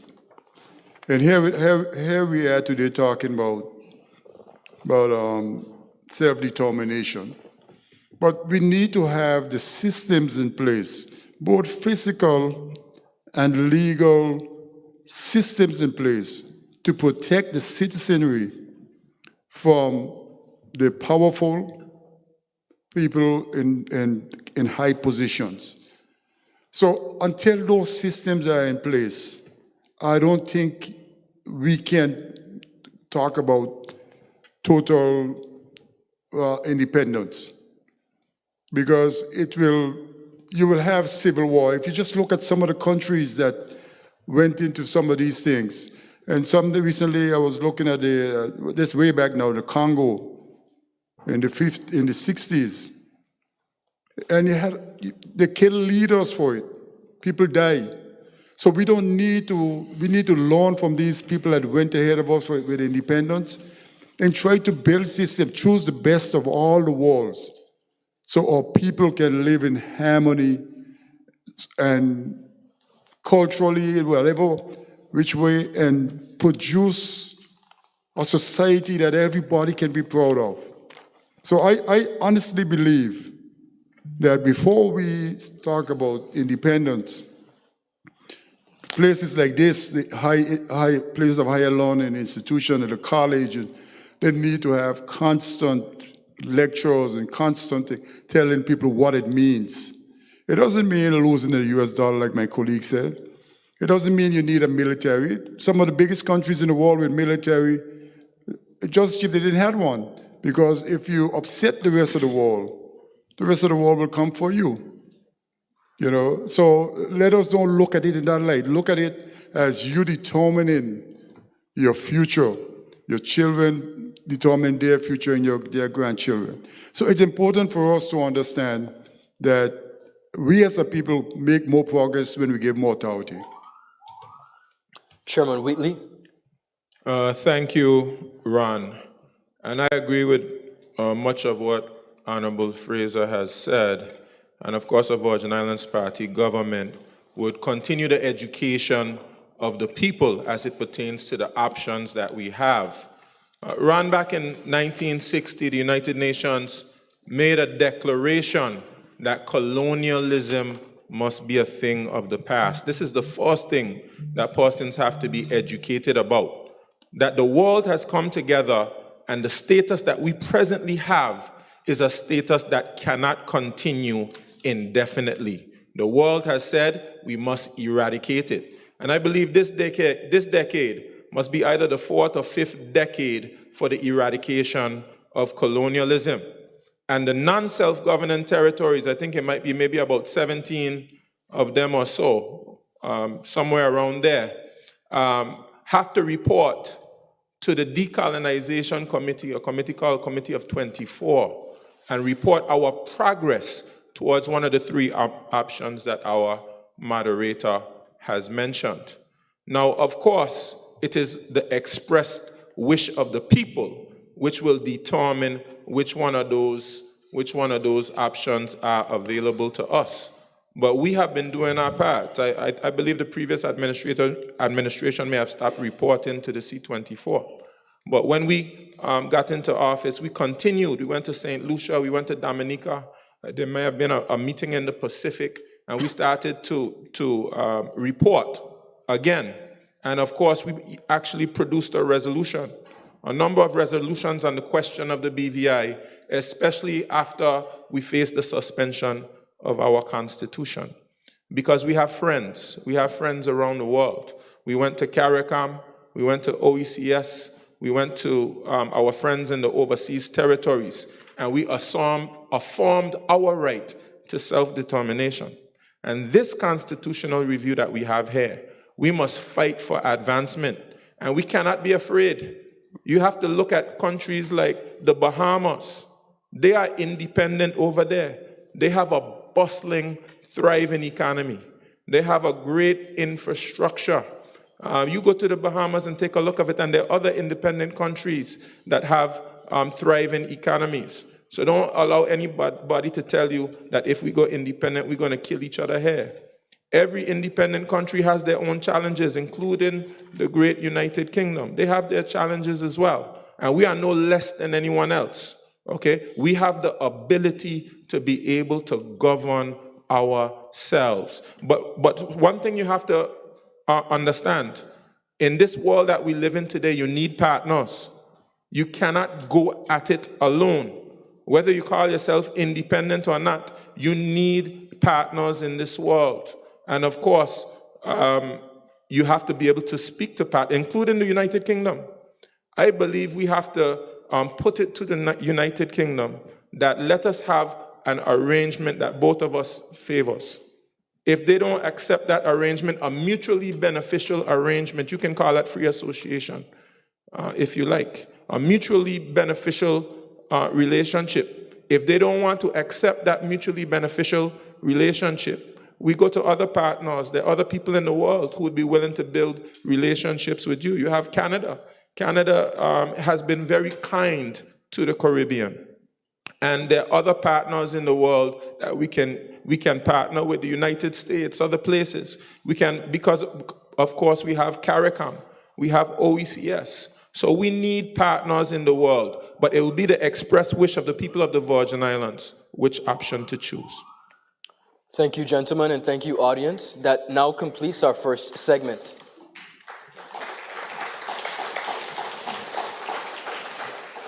At this time, we're going to take a brief 5-minute intermission and immediately return with our segment 2.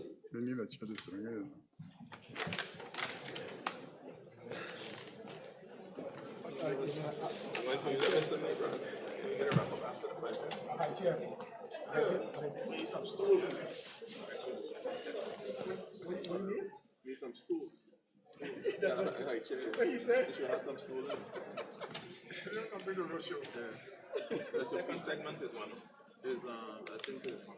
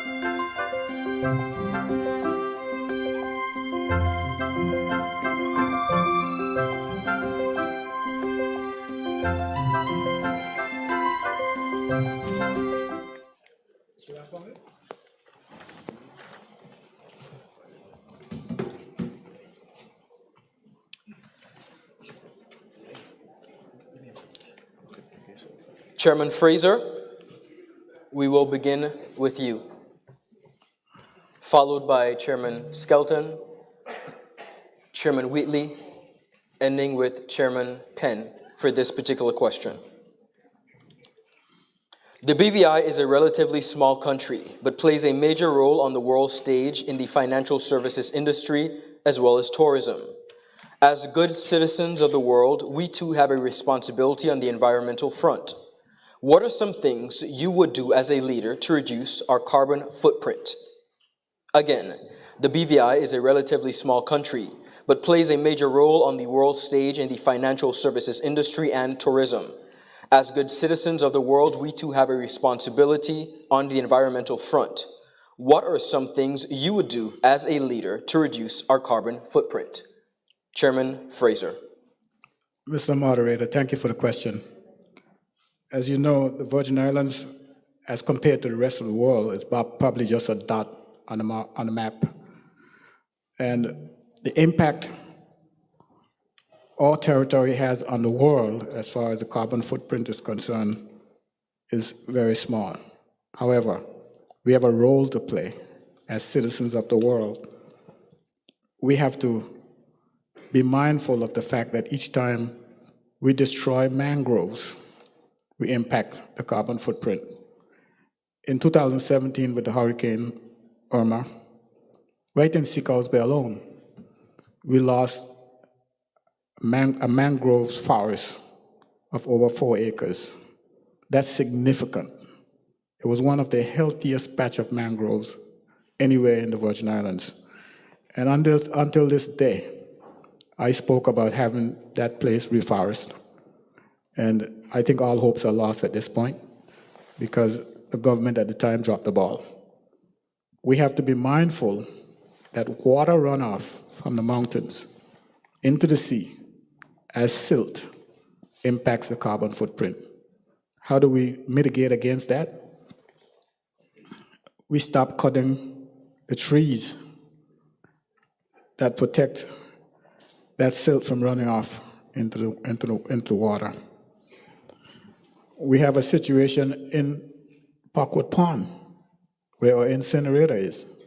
As I said earlier, and I'm going to say it again because it's for real, the incinerator has been out of action now for a good 2 years. And what we do, we burn our garbage in the open. We call it open burning. People in Harvard, in my constituency, call me about it. People in Parkwood Pond call me about it. And the people in St. John, U.S. Virgin Islands, complain about it because it's real. And we have to stop it. We need to be mindful of the fact that these things are not just local, they're also international. So those are the things that we have to do. When our tourists come to our shores, what do? Are they polluting our beaches? I'm sure some of that goes on. We have to make sure that that stops. So there are many things that we can do. Like I said, as far as the environment is concerned, we have to legislate in order to make sure that we protect against that. And if we don't legislate against it, it's not going to happen. Things like recycling. We have to recycle our garbage. And to us, to many of us, it's useless and it's not something that's productive, but it's necessary. We need to do it. And if we have to legislate for it to happen, that's what we need to do. And those are the kind of things that we need to do in order to make sure that we are in line with good international practices. These things, I've been to a seminar by the Commonwealth Parliamentary Association put on in New York somewhere in March of last year. And the things that I learned about global warming is so fascinating, but it's very difficult for you to just go and talk to people about it because it's not something that they can relate to easily, but it's real. And for those of us who know the importance of making sure that the environment is protected, we need to be in the forefront, setting good examples to our neighbors, and talking about it every opportunity we get to make sure that we in the Virgin Islands are good citizens and we implement good practices as far as that is concerned. Chairman Penn. Thank you, Ron. And there was a study recently done by a National Democratic Party government which looked at the economy, the environment and the economy, and the impact that the environment has on the economy. It said that the BVI's environment represent over, I think it was hundreds of millions of dollars in terms of economy. That was done by former Minister of Natural Resources and Labor, Dr. Kedrick Pickering. So we have to preserve our environment at all costs. So goes our economy, so goes our people, so goes our environment. The points raised in terms of infrastructural development, they're all intrinsically linked. We have to ensure that when we do proper development, we mitigate against the things like proper runoff. The issue of sewage is one of those issues that has been a burning investment issue for many decades. We have to, once and for all, put the monies behind of a project like that to ensure that we mitigate against the impacts that that's having on our marine life. We talk about the blue economy. If we have these type of issues continue to happen, the runoff from the silt, the sewage, and different impediments into the economy, it will damage our blue economy. The potential for our hatcheries, for our fish, we're talking about these rising star industries like fishing, they're critical for us in overall economic development. So in terms of our biodiversity, we have to ensure that we have the tools and legislation and institutions in place to protect these key aspects of our environment, particularly with the greening of the economy. We have to ensure the public has to lead. The public institutions have to lead. Any new public building that is being built has to be built renewable energy ready. We have the recreation facilities. They are big guzzler when it comes to electricity and the cost to run those institutions. We have the gym. We have to ensure that facility is renewable energy. We just spent hundreds of thousands of dollars on a new electrical system, EAC system. We should have ensured that was run on renewable energy. So any new public project, any new public infrastructure that's being developed has to be renewable energy ready for that particular project. And we also have to encourage private sector, public sector, persons within their own home development to make those tenants of lead energy, making sure that you have the fixtures and those things that contribute to greening the economy, duty-free. Give an incentive to ensure that you build those infrastructural projects in terms of renewable energy in mind. We have to also ensure that the biodiversity in terms of, it's said that the UK is 90% of the UK's biodiversity is held in the Virgin Islands. We have to make sure that the National Park Trust has the national tenants to be able to protect the environment in the way that they should. The legislative framework has to be in place for persons who are continuously damaging the environment, persons who are fishing outside of the designated fishing times. Ensure that we protect the species that are important for protecting coral life within the territory. I know parrotfish is one of those species of fish that are important for preserving the coral life and the coral reefs around this territory. We have to ensure that we have those level of protections in terms of the environment. So we have a lot of work to do in terms of making sure that the infrastructure is placed to support the environment, because it's so critical for us in terms of overall economic viability as a country. BVI doesn't have the natural resources of oil, bauxite, and all the different natural resources that you hear about, but we have our environment. And it's very critical for our way of life. We have to ensure that all cost is preserved. We have to ensure that we lead the way. We're agile enough in terms of our size to make sure that we lead the way in greening our economy and ensure that infrastructure is green infrastructure. Chairman Skelton. Thank you.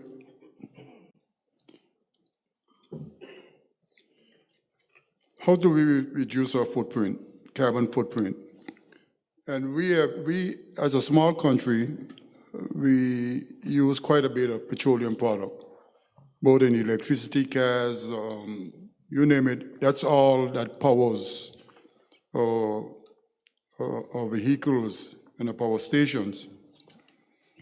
A few things that can happen is that we need to move to solar, wind, wave energy. We need to start looking at electric cars, electric trucks. And I'm sure you have heard that there is now a super container that powered by the solar power. So the technology is out there, but it is expensive. All government buildings that are being built should have, to me, solar panels on the roofs, generating as much of its electricity as it possibly can. And we need to get the private citizens involved in basically making their homes solar powered 100%. Because if this happens, then the importation of fuel to electricity will be greatly reduced. And the problem we had recently with the price of fuel variation charge almost more than double your bill, that will be eliminated. So we can reduce our carbon footprint by instituting and making things more affordable. I know because of my experience in my investigations, even taking off making it duty free doesn't do enough for private citizens to be able to buy some of these products, a full solar power generator for your house. It's still as expensive versus a conventional generator. You pay $5,000 for a generator to power your house, or $8,000, but the same solar generator will cost you about $20,000, $30,000. But you need to weigh that against probably not paying a bill for 3-4 years. And so the key is that forced capital outlay. How do we get people, how do we get our citizens to be able to purchase this solar generator, put it in their homes, and reduce their bill without they having to come up with $30,000, $25,000, $30,000? Because most of us, in spite of what you hear, don't have that level of disposable income in order to be able to do something like this. We have to stop open burning, because that let out carbon in the atmosphere. We don't do as much agriculture as we should, because even agriculture, cattle, sheep, and goats, they too give out carbon into the atmosphere. So it also assists in increasing your carbon footprint.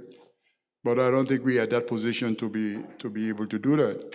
And if you want to make some money, the renewable energy stocks on the market are doing quite well. So you should be able to invest in stocks and stuff like that. It's all part of a whole new generation of energy and energy transformation. Chairman Wheatley. Thank you, Ron, and thank you for this question. It's the environment is dear to my heart, and in fact, it's really fighting for the environment that brought me into political life. Back in 2006, when the then NDP administration was coming forward with a Beef Island development, which was going to dig up a 10-acre salt pond in Beef Island and destroy an environmentally pristine area known as Hans Creek. We, members of the Virgin Islands Environmental Council, stood up against it, including the late, great Washasha and people like Noni Georges. And since then, I've been fighting for the environment. Now, during this administration, we've done a lot to advance our interests as it pertains to the environment. We passed legislation that provided duty-free access for residents for electric vehicles and other implements for green energy. We've also, if you would notice, the park and ride. We could have brought a gas-guzzling vehicle for the park and ride, but we made sure they were electric vehicles. During this administration, we put more solar panels on public buildings than any other administration in history. Of course, we have several of the schools now, Ivan Dawson, Leonora Delville, and other schools as well that have solar panels on them.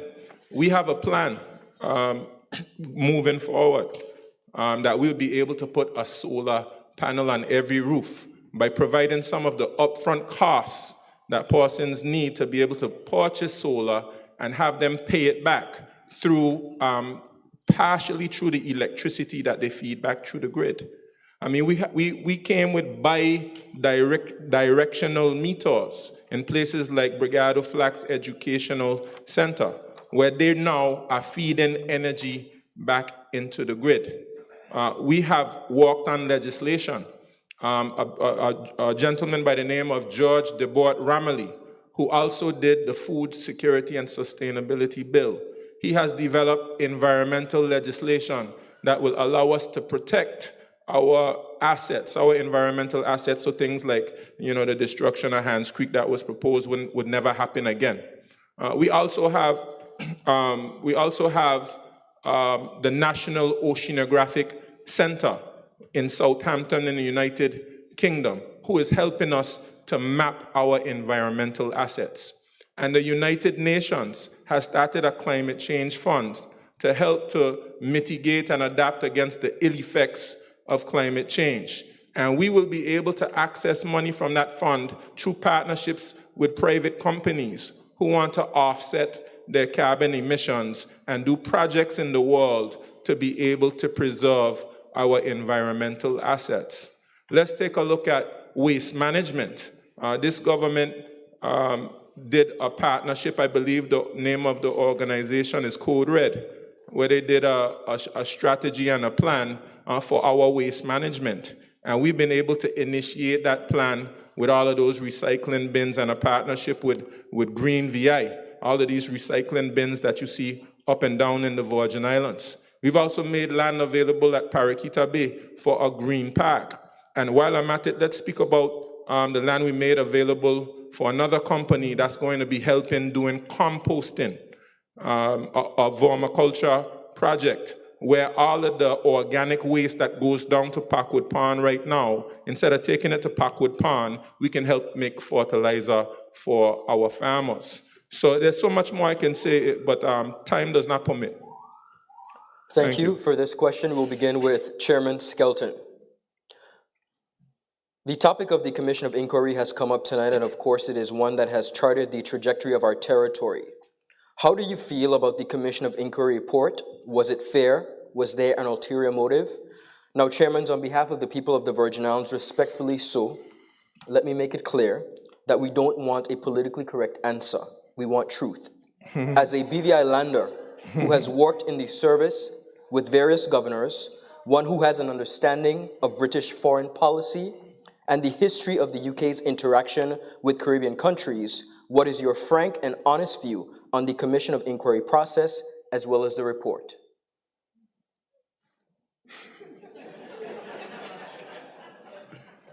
I thought that I tried to do in my life is give honest answers. But you're asking for a more honest answer. The whole process, to me was, as a Virgin Islander, was degrading for me. Personally, I don't know if it's so for others. The COI, to me, report, investigation, a lot of the stuff, we could have done them on our own. So for over the many years, from time back in 1999 when I first came into government, I recognized some of these things that needed to be changed. And, we tried to get some of them changed, some of them we did not for all kind of reasons. But here we are, that we have for the want of a better word, that the British government had to come in and tell us we need to change some of this stuff. Some of the same problems that they are saying that we have, they have them also. But they have systems to pull out some of these stuff and embarrass everybody. So basically, the COI report, a lot of the recommendations should be done. And they should have been done a long time ago. There's only one part of it that I don't agree with, and I still don't agree with it, is that they're telling us when we must have constitutional change. I think that is for the people of the Virgin Islands, the constitutional change, and not for a COI report. And I stand by that. The other part of it is the whole antics of it, but I guess we called for it to be a public display. So they gave us the public display. But I didn't like that part of it, to see that a bunch of people of all a different color is being, humiliated in a public forum. I think those days have long gone, and it should not have happened. Some of the recommendations that the present government, the government of unity, are doing, they're necessary. If you take the register of interest, just for example, We should have done that ourselves. We should not have had people telling us to do that. If you want to be in public life, you should be willing to make your whatever you have, the public, have it declared. I never had a problem with it, and I will never have a problem with it if I want to be here. If I don't want to be here, then I should, and I want to keep my things private, I should not be here. So I am quite comfortable with the register of interest. Some of the things that they are doing is really going to the extent that they themselves don't have it in the UK. But we must have it here. And a simple example again, when you turn to elected official and say they must use the discretionary powers with using some rules.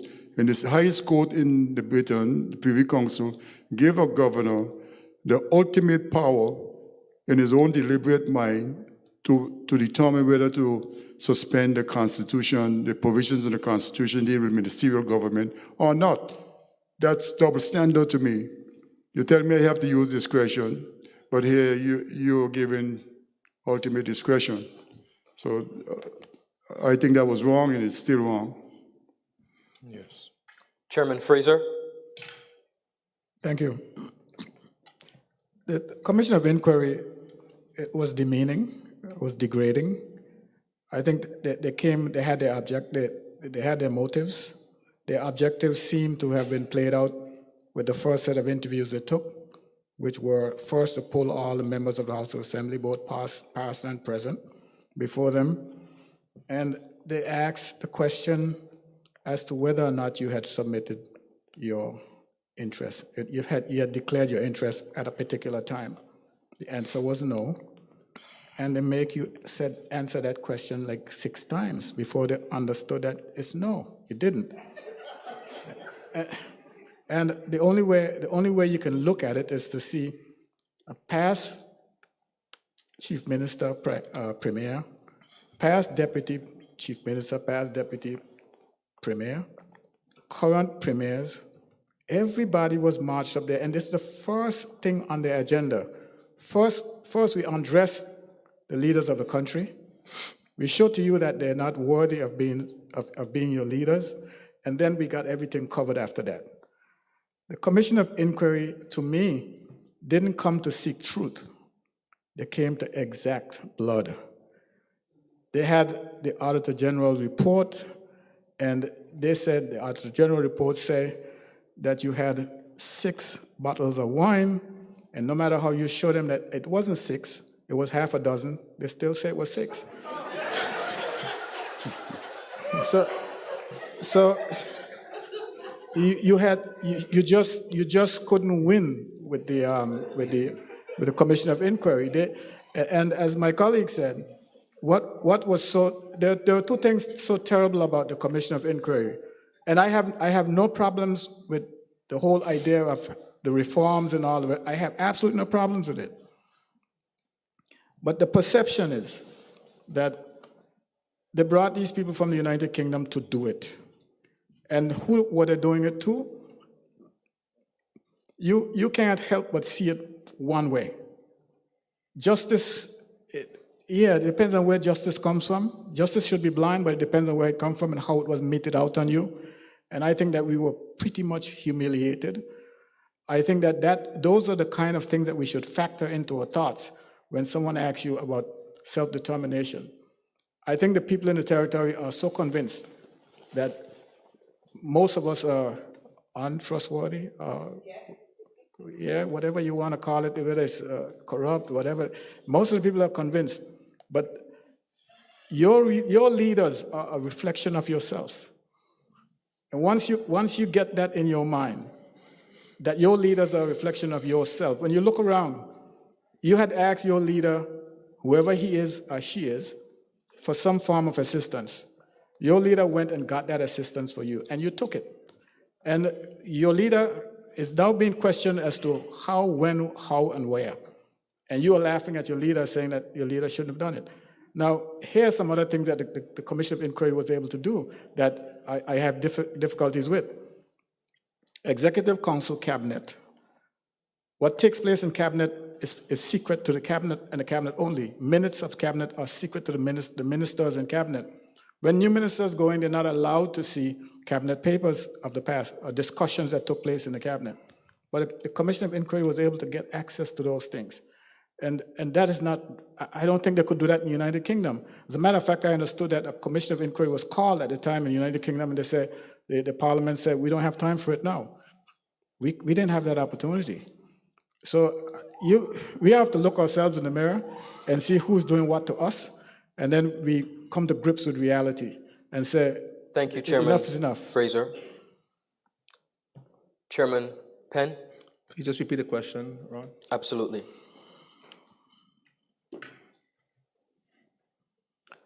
How do you feel about the Commission of Inquiry report? Was it fair? Was there an ulterior motive? As a BVI lander who has worked in the service with various governors, one who has an understanding of British foreign policy and the history of the UK's interaction with Caribbean countries, what is your frank and honest view of the COI process and the report?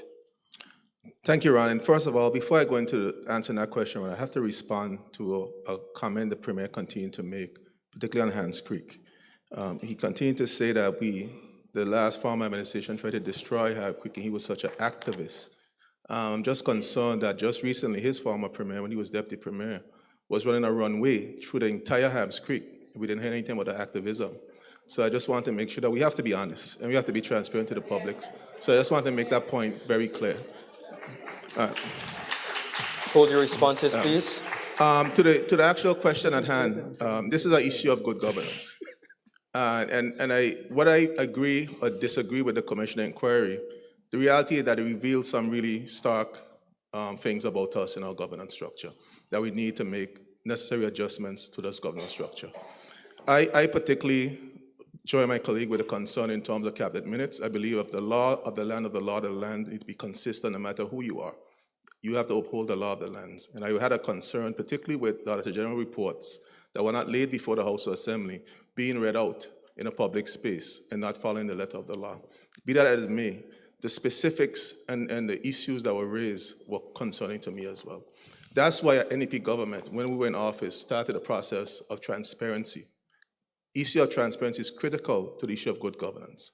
We have to ensure that the institutions are able to be transparent in their dealings with the public. That's why we ensure the Cabinet made all the minutes public under our administration. We ensure that we signed off on a protocol for effective management to ensure there's a transparent process for the management of our royal finances.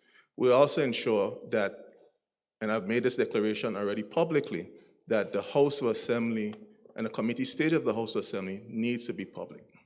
The public needs to see the level of discourse that's happening in terms of the deliberation of the laws of the land. And they would have seen the discourse under the so-called Greedy Bill that happened in terms of that particular discussion. So we need to be able to make sure all of our institutions are transparent and public, particularly with the issues surrounding Public Accounts Committee. The Public Accounts Committee, and Albert Fraser and I, who were a member of that committee at the time, made it a point that the Public Accounts Committee hearings will be held in camera, being open to the public so the public will hear the discourse on Public Accounts Committee hearings. And we've made that change in terms of the operations manual of the Public Accounts Committee. So we need to ensure that the fixes and the recommendations that were made by the COI and the deliberations that happened there, we made particular references to the reforms that were made by the UNT government. And I want to say publicly that if we have to make changes and to be able to bring back the public trust in the public, we have to make sure that we make those changes very openly and publicly in terms of the discussions that are going on right now with the reforms. The reports from the reforms are ready for review. I know we've had discussions on ensuring that those reforms come to the public, make sure that the public has an input in terms of the reforms that are going to take place in terms of fixing those institutional gaps, particularly with the Auditor General and the authorities. We made some changes to Auditor General legislation.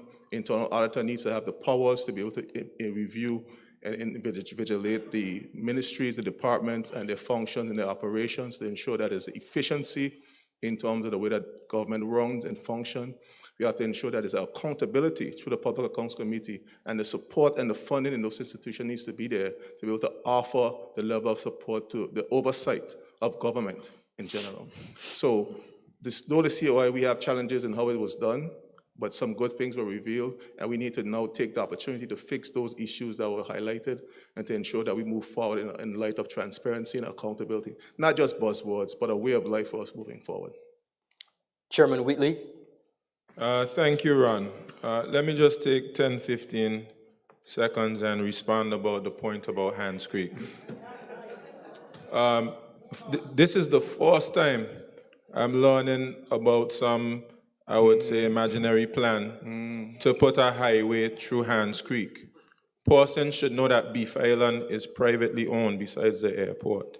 That land is privately owned, and I have never seen and never heard of any plan to put a highway through Hans Creek. A runway, not a highway. But the whole, we intend to extend the runway where it is right now, over 6,000 feet, to get direct flights from New York, Boston, North Carolina. I'm aware of no plans to put a runway through Hans Creek, and I would never support any plans to do that. But this is the part, really the basis for my contribution as it pertains to COI.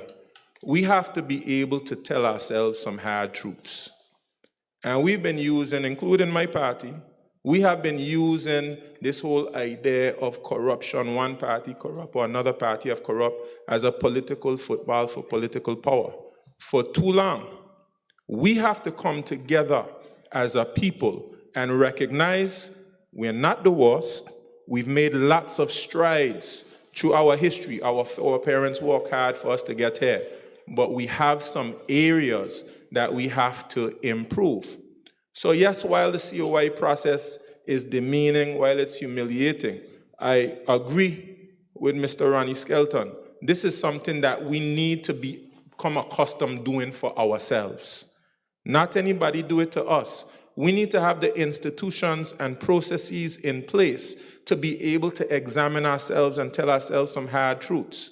And some persons making it seem like the COI is just a result of the Virgin Islands Party, again, do not want to tell yourselves the hard truth.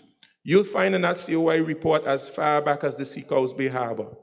You'll find the Elmore Stout High School wall. You will find BVI Airways. And I'm not just going to mention the ones that from previous administrations. You're going to find Claude Skelton Klein. You're going to find our grants in there. And we need to take a hard look at ourselves and see the areas that we need to fix. And I'm actually proud that we were able to stave off the suspension of our Constitution, because we don't need anybody who came from anywhere else to try to fix our problems. We need to fix them for ourselves. And of course, we came together in a bipartisan way. And moving forward, we need to take a bipartisan approach to fixing our challenges. I'm proud that we were able to start the implementation of these reforms. And we need to do these reforms in a way which is democratic. Don't allow anybody to just shove things down your throat. Because, of course, the public wasn't pleased when the Police Act was being shoved down their throat, or when the Registrar of Interest for Public Officers was being shoved down the public's throat. So we need to implement reform in such a way where the public is a part of the process, that we discuss and consult and collaborate. And if the public decides that the public does not want this or does not want that, we have to respect the views of the public. But we have to have an honest exchange. We have to have education as a part of the process, because there are many things that the public may not be aware of or may not understand. And do reform in a democratic way, and it must be done by the people of the Virgin Islands. On to our next question. We will begin with Chairman Wheatley. What are your views on the Legislators' Allowance Act? And I want to repeat that because the proper name for this legislation is not the Greedy Bill, gentlemen. It is the Legislators' Allowance Act, which has been popularly termed as the Greedy Bill. Why have none of you raised your voice regarding same when it was being passed? Many of you have said that it will be repealed, but why wasn't something clearly and articulately stated prior? Specifically, gentlemen, to the second portion of the act where all legislators would be paid when they are no longer working. Okay, thank you for the question, Ron. I've gone on record in saying that my support for the Retiring Legislators Act was a mistake. And if you can't, being a new legislator and being someone new to politics, can go through 4-year terms or 4 years without being able to admit that you've made some mistakes, I don't think you're introspective enough. So I will not present myself to the public or to anyone to make it seem, first of all, that I didn't support it when I did support it. I'm going to man up and I'm going to say that was a mistake. And I'm going to man up as well and say I will not collect a dime. I will not collect a dime on that Retirement Act in its current form, and I intend, God willing, I'm given the opportunity to repeal the entire bill. Now, the problem that we have with the bill is that legislators are determining for themselves their own salaries and their own pensions. I believe that an independent body should determine those things. And you should be paid something which is commensurate with your roles and your responsibilities. You could look at economies of a similar size, and you can see what they do. You can look at your own cost of living. You can look at everything, and you can determine it. We have a salary review taking place right now for the first time since I think maybe about 2002 or 2003 under Ralph O'Neill's government, where we were able to initiate a salary review which is being conducted by PricewaterhouseCoopers. And we've asked that along with all the other persons who are being evaluated, that you look at legislators' salaries and have as an independent body come up with something that is fair. We also have to make sure that our hardworking teachers, I spoke to somebody who was working at the water and sewage department, and some of those persons in those technical departments are not making nearly enough to be able to cope with the cost of living. So we have to have a comprehensive study that involves everyone, and that we look at something which is fair for everybody across the board. And of course, I'm admitting, yes, it was a mistake, and I'm saying to you, and that wasn't the only mistake. We made other mistakes as well. The mistakes made over this past 4 years have made me a stronger and better person. When you make a mistake, you have a choice. You can allow that mistake to make you feel guilty, to make you feel broken down as though you can't contribute to anything, or you can use that mistake as a means of becoming a better person.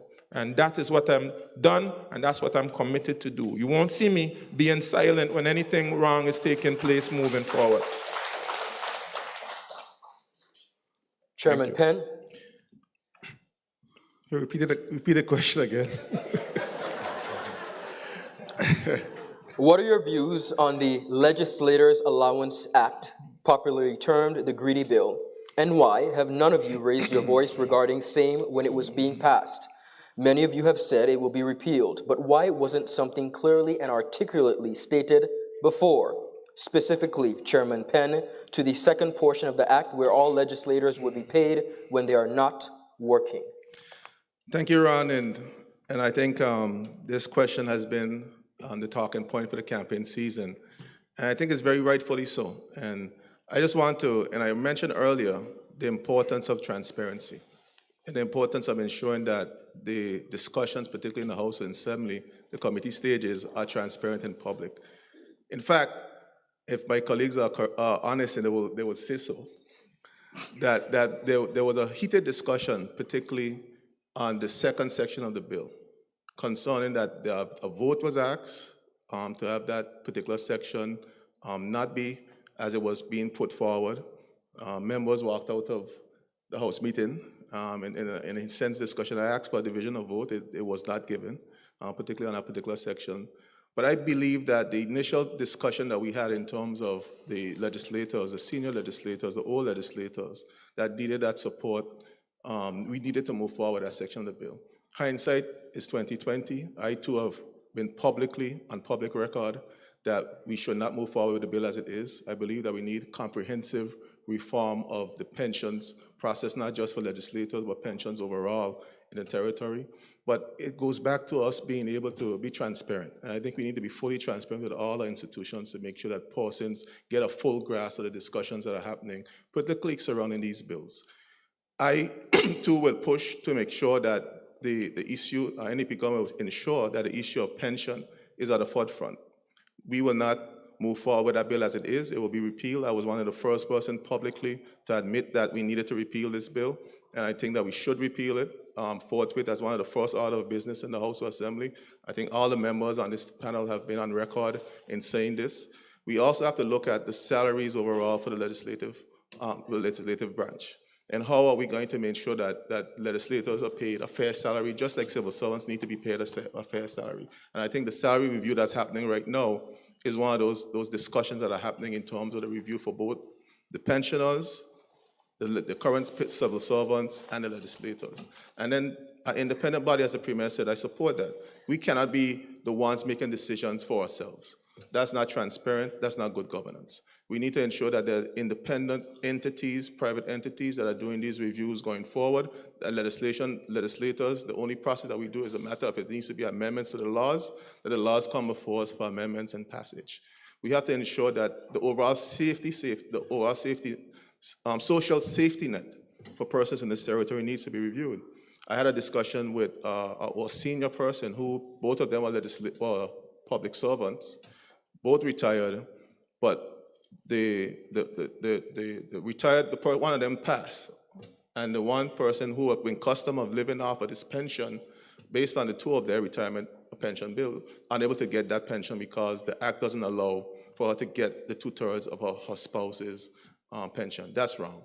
If it's true, if it's good for legislators, it should be good for the regular citizen within the public service. So we need to have equity and parity in the acts across the board. And we vow to make sure that when we move forward of the review, that it makes sure that there's equity in the process moving forward. Chairman Fraser. My two colleagues from the 7th and 8th, they're coming across like saints, lily white. Mr. Moderator, could you repeat the question so my response will be relating to the question and not a follow-up on their response?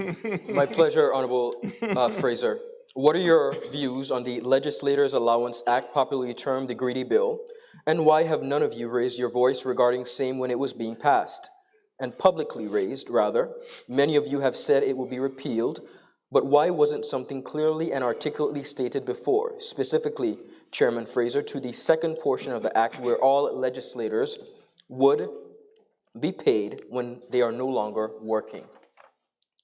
Mr. Moderator, let me answer the question by giving some context. Section 81 of the Constitution states that the legislature shall or may make laws for the powers, privileges, and immunities of itself and its members. However, no such laws, privileges, and power should exceed those of members of the UK House of Commons. So it tells me, and you should hear this, you should know this too, that nothing in that particular piece of legislation exceeds those that were meted out for members of the House of Commons in the UK. Had it done that, then the governor wouldn't assent to it. That being said, people talk about the bill being repealed. The question you have to ask is, what does repeal mean? You don't make laws retroactive. That law is made already. That's already done. You can't make a law retroactive. If you commit a crime under a particular law and the legislators decide to repeal that particular law, that crime still stands. You still got to stand trial for that crime. So you got to be careful what you're listening to and what you believe when you leave here. What does repeal the law mean? Yeah, I'm going to repeal it, of course. The question you ask is, why has no one spoken up about it? Well, you really wouldn't know what was said because it was done in committee. That's where we talk about things like that. So because committee is in camera, you wouldn't know what was said. My colleague said that he was one who was vociferous about a particular point. I could attest to that. He did, he was. So you don't know what we said. Now, what did I say? I don't. How long ago was this? So this was a while ago. I really don't remember what I said. All I know is that all members present voted yeah. That's all I know, and that's the case. I'll look at that bill when we get back to the House. I heard my colleague to my right saying that we were in a different place when he said he's going to repeal it. I don't know what he's going to say tonight. I think he's going to be consistent and say he's going to repeal it. But we work together. We work together, right? We're going to work together. Yeah, like I said, we're going to form a coalition government, so we can work together and make sure that you, the people, are satisfied with the outcome of whatever has to be done. But I am not. I'm not a crook. I'm not a traitor. I voted for it. If you look at the records, you will see that I voted for it. You'll see everyone else voted for it. And if the sentiments are right by the people, that's what I do. I'm not doing it just because it sounds good. But if that's what the people want, that's what I'll do. You could have my 49 seconds. Chairman Skelton. Somebody want extra time on this one.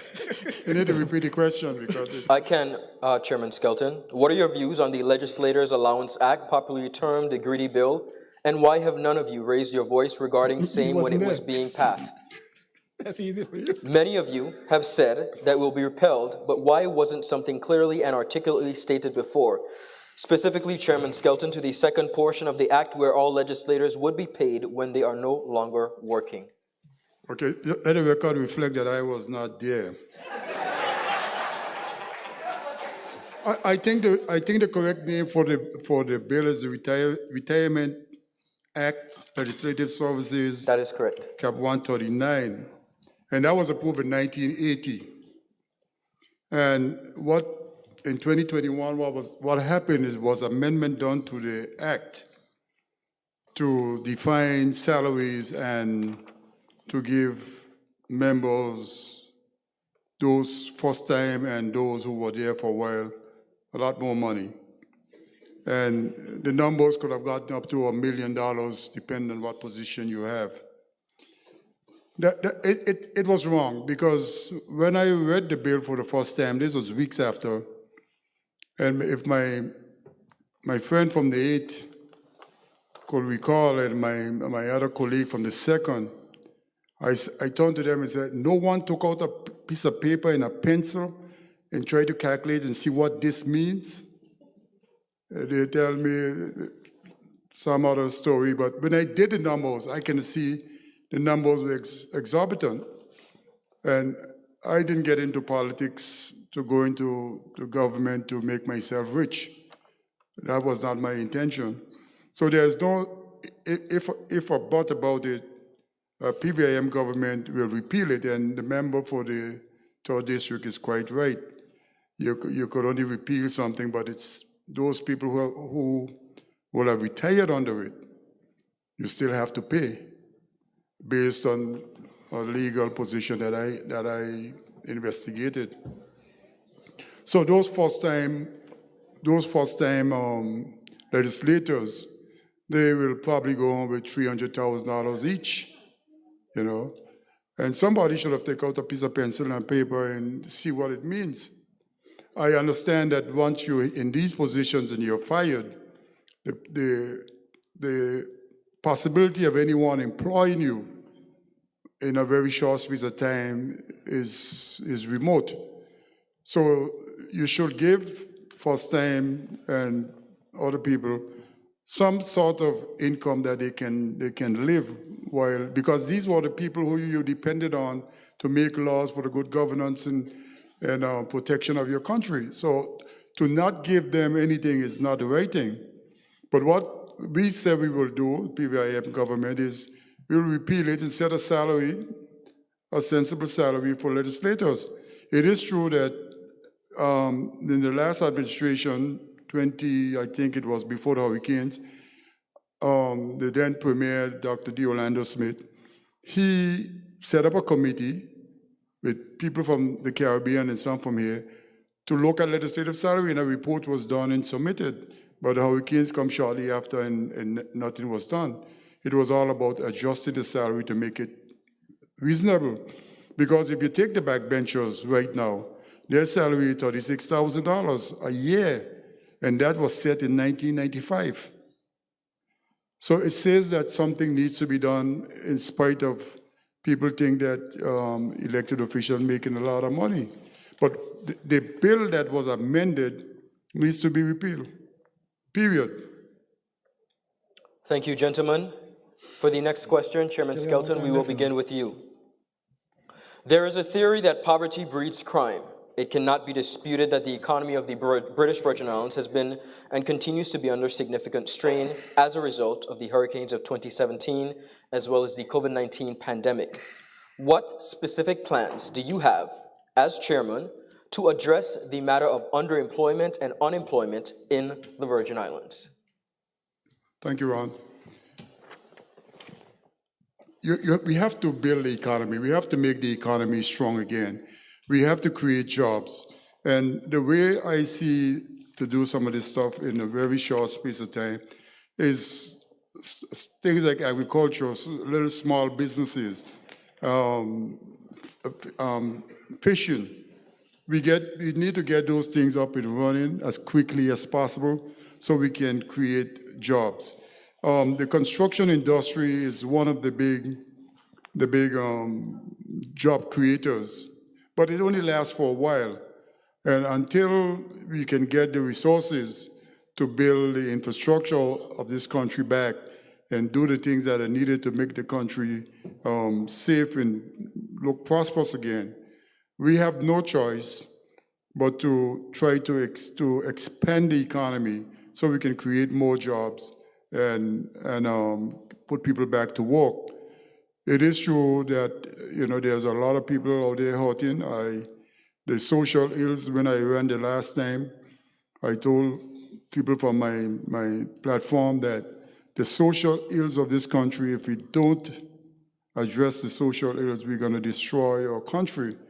And when you talk to people nowadays, the people who runs Family Support Network, the Diabetes Association and the cancer, you can tell that some people don't have decent jobs. Some people work in part-time and they don't have the resources necessary to feed their family and feed themselves. So if you don't correct these situations by creating jobs in the economy through quick methods, you will create crime in the society. And we know that there is quite a bit of crime in the society right now. But our job as elected officials and people who are aspiring to lead the country needs to make sure that we create jobs for people. We need to look at the importation of labor. Is there people here who are not working? What are their skill sets? What they need to do in order to get a job? Because sometimes we say people want jobs, but a lot of times they're not looking for a job, because, I do construction for my family business, and I gave a standing order, any belonger that is looking a job here and they need a job, please, they must be employed. But some come, they work for two weeks, and I think I pay pretty well. I know I'm way above the minimum wage, like twice, sometimes more than that. So it's something that is in the society that needs to be addressed, that some of our people really, they look and work, but they don't want to work. But those people who look and work, we must create jobs in the society, in the economy, that these people can be employed. And it's the only way to do it is to expand the economy. And it involves fixing our infrastructure, borrowing money to do it. Anybody who is in business recognize you must borrow money to expand your business. The government is no exception. And if you borrow money, do the things that could generate money, more revenue, so more employment can happen. And it's important that we do this.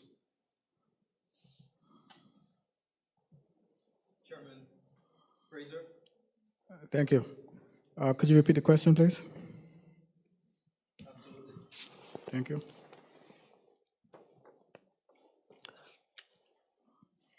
There is a theory that poverty breeds crime.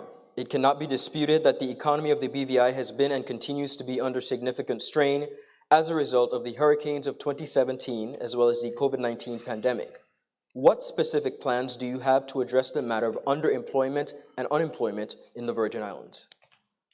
We first have to dismiss this stereotype that Virgin Islanders are shiftless, lazy, don't want to work. We have to dismiss it. It's not true. I think these people has the advantage of being citizens of the territory, and they also have the right to determine whether or not they should be used as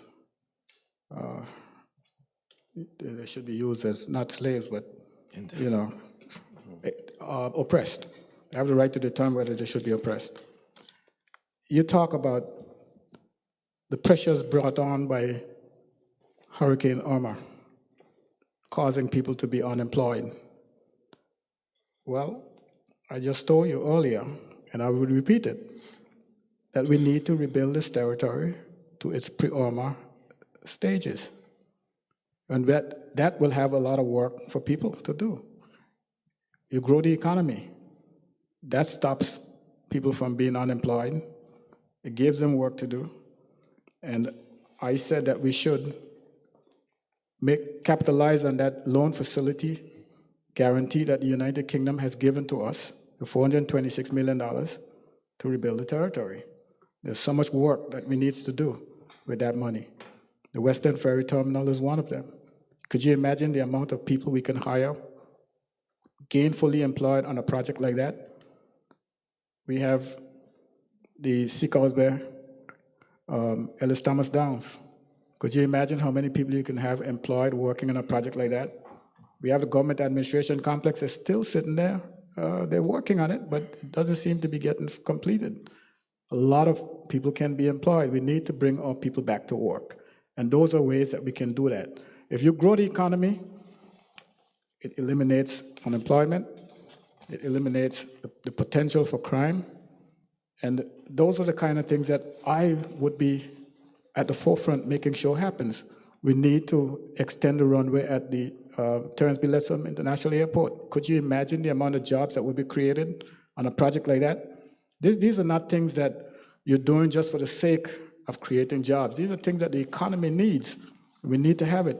Sports tourism is big in the Virgin Islands. When we have horse racing in Seacoast Bay, the amount of people that comes over from St. Thomas, the rental cars, the hotels, the bars, everybody makes money, lots of money. And we will be taking horse racing to a far different level from where it was before, because now we have the gambling bill passed. We can get into pari-mutuel betting and what have you. And those are the kind of things that we need to do. We need to make sure that we get the petty contract system back up and running. That was taking a lot of stress off the people in this territory. You know how much money was circulating in this territory through petty contracts? That has been eliminated almost completely right now. And the impact that is having on our economy and our people that's what you're seeing right now. It's not Hurricane Irma alone. Those are some of the things that happen. People who are lauding the Commission of Inquiry and its report, the impact is being felt now from that. One of those things are the elimination of petty contracts. We have to build the courage as leaders to put in place systems that can work, that help all people, and that's one of them. If people complain about the way it was done, okay, tell me what about the way it was done that was wrong, and show me another method, how it can be done, and I will follow it. But don't tell me it has to be eliminated because it's not good. It was good for our people. All people just need jobs and opportunities.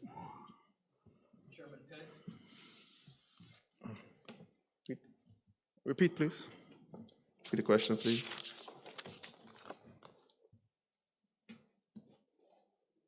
There's a theory that poverty breeds crime.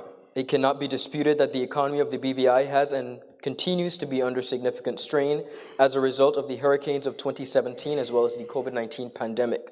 What specific plans, Chairman Penn, do you have to address the matter of underemployment and unemployment within the Virgin Islands? Thank you, Ron, and thank you for the question. Unemployment is directly pegged to the performance of the economy. We have to, first of all, focus on economic development. One of the areas that we have to focus specifically on is the issue of job creation.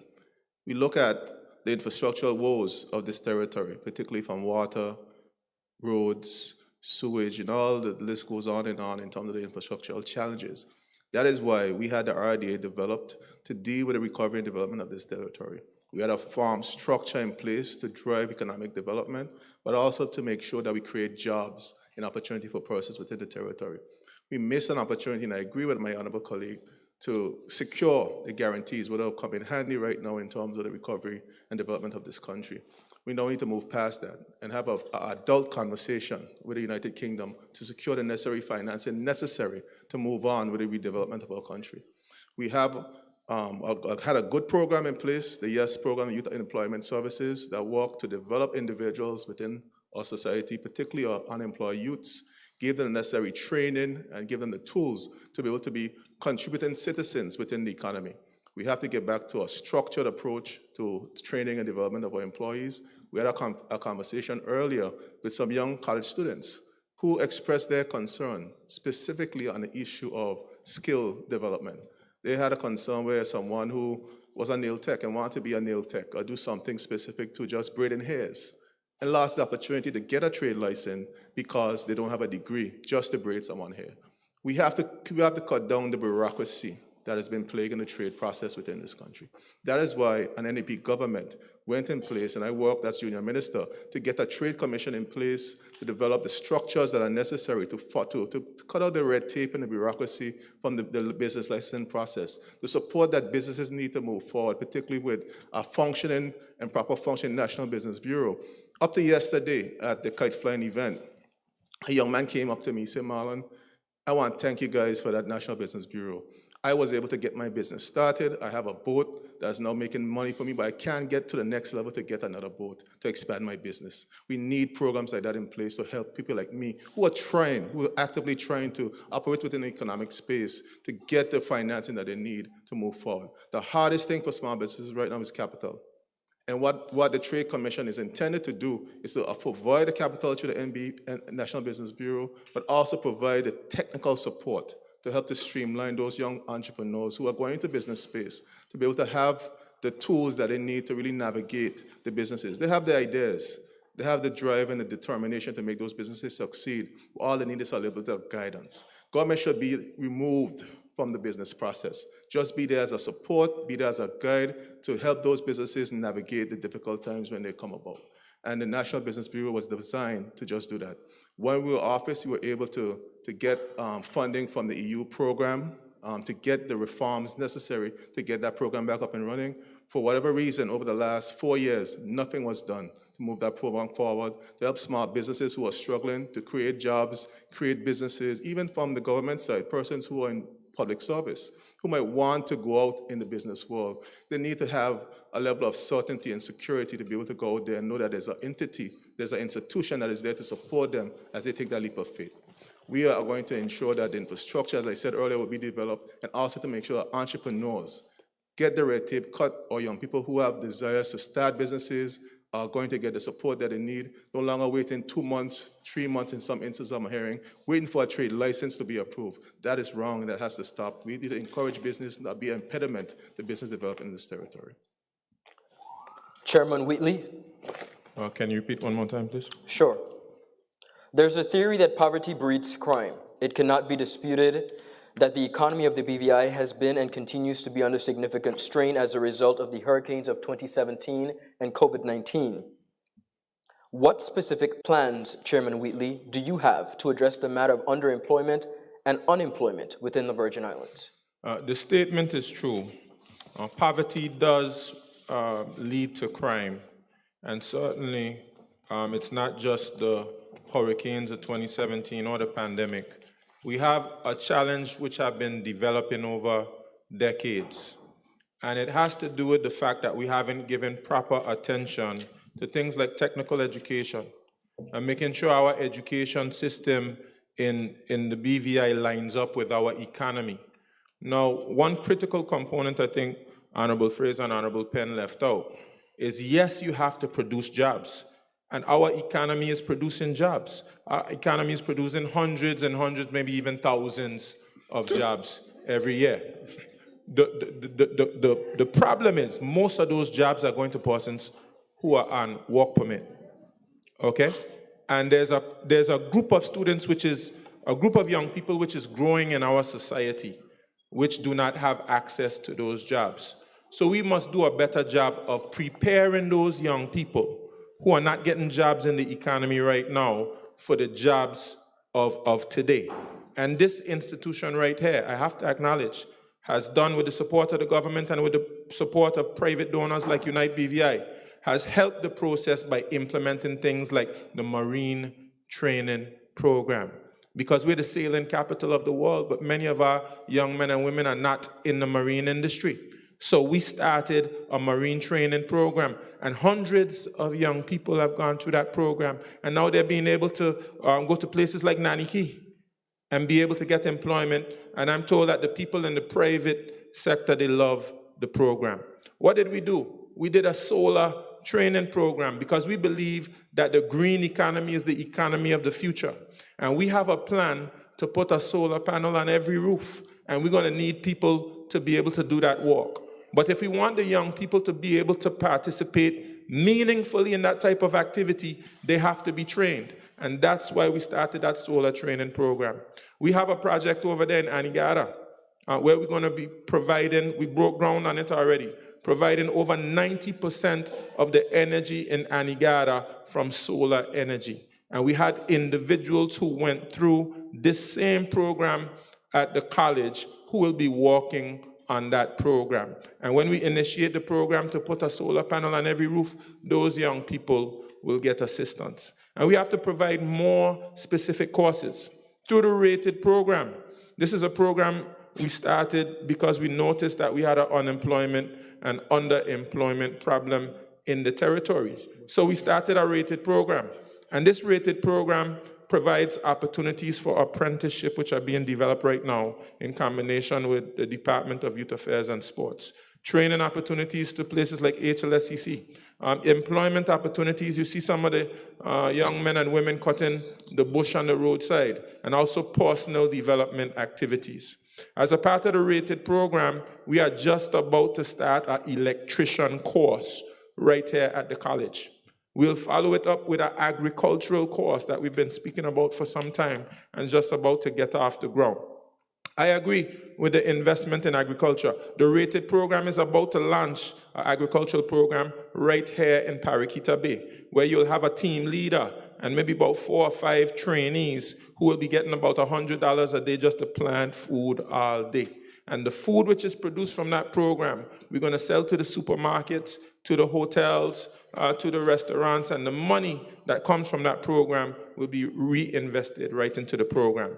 The last thing I'll say is we also have to take a look at the labor code, because when our people are knowledgeable, skilled, and qualified, they should have first preference to jobs in their own community, and that is not being properly enforced. Thank you.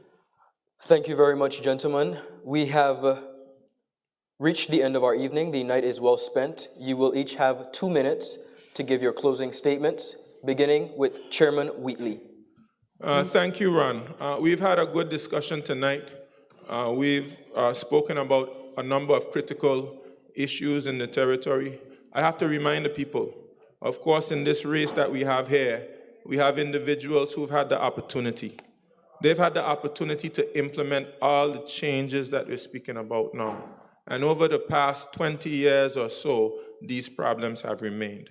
I'm presenting myself as the leader that will be able to take on these challenges. I was only able to serve in the role of Premier for 10 months. But if given 4 years, I promise the people of the Virgin Islands, and if you give the Virgin Islands Party the opportunity, that we will tackle these problems head on, and we will solve the challenges that the people of the Virgin Islands face. It won't be done overnight, and it won't be done just by us. is going to be done through collaboration with the people of the Virgin Islands, through the private sector, through the public sector, through civic society. We'll utilize all the resources at our disposal, and we will indeed tackle the challenges that we face as a community. So thank you for listening, and God's blessings to you all.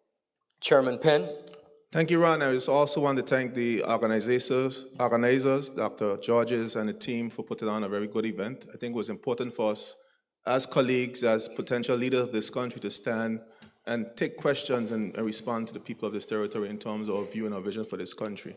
I want to say to you that the National Democratic Party, the 25-year-old organization who has done some great things for this country, is here and ready and here to stay. We have some good ideas. We spent the last 2.5 years focused on the needs of this country, from our infrastructural development or socioeconomic issues or issues with the economy, and also to focus on the people and how we could bring the people along in the development of this country. We've been expounding those ideas and those plans to you, the people and the public, throughout the last 2.5 weeks. We're going to continue within the next, I think we have 10 days. No, about 2 weeks left. Exactly, right.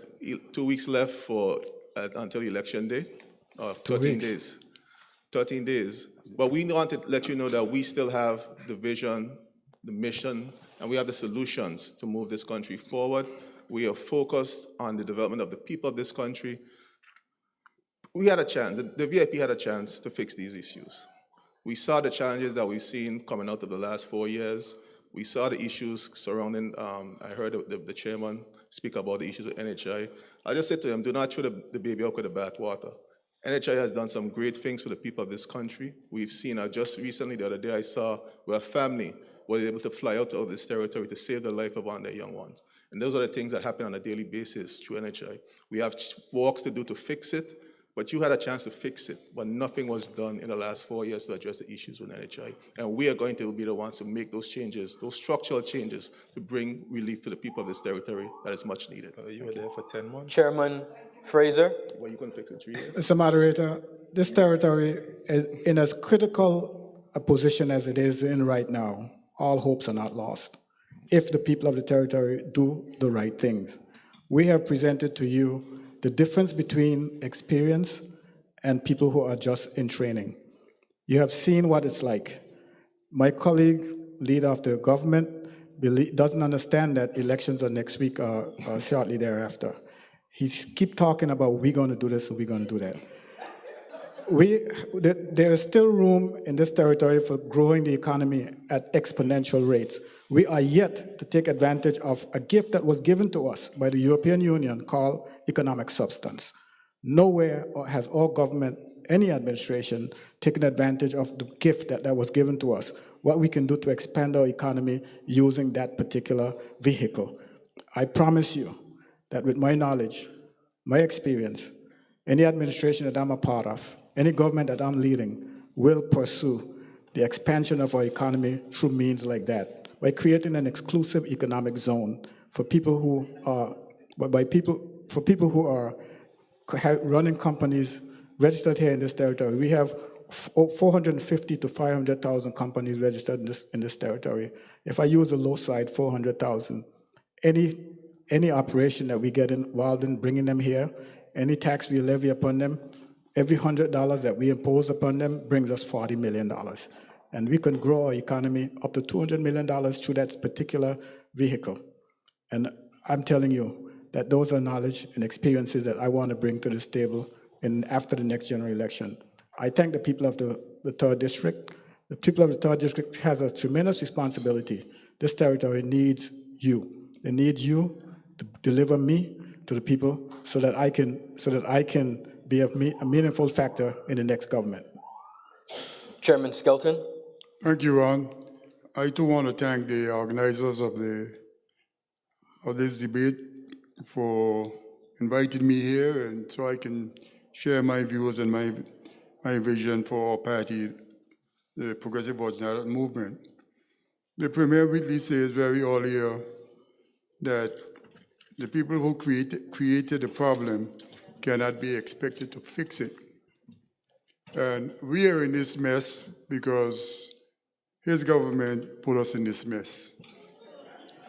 So it's just effect, you know. And ladies and gentlemen, people who are watching, in the next 12 days, about 8 hours, you'll go to the polls for the big general election.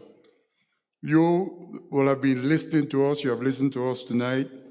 My colleague from the third said it needs experience, it needs credible people, people with integrity, people who are willing to be transparent to manage your affairs once again.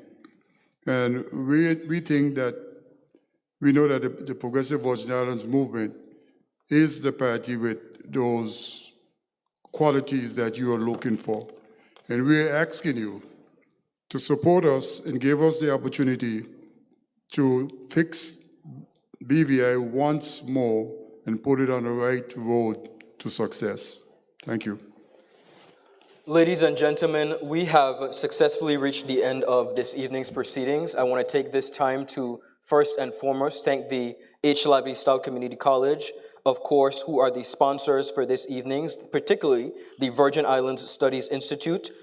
I want to thank each of the chairmen for accepting the invitation, 284 Media, Fuse Radio 106.9, as well as ZBVI Radio. The college would also like to acknowledge the kind assistance of the President's Office, the Communications and Public Relations Department, the auditorium staff, and the Department of Information Technology. Of course, I want to take this opportunity to say publicly that I hope this evening's proceedings will move us in the Virgin Islands to have more healthy political debate moving forward and discourse. Most importantly, Virgin Islanders and friends, residents, I would like to take this opportunity to wish us on April 24th a safe and incident-free election, as we have always done so, conducting ourselves with decently and in order here in the Virgin Islands. Thank you all and have a beautiful evening.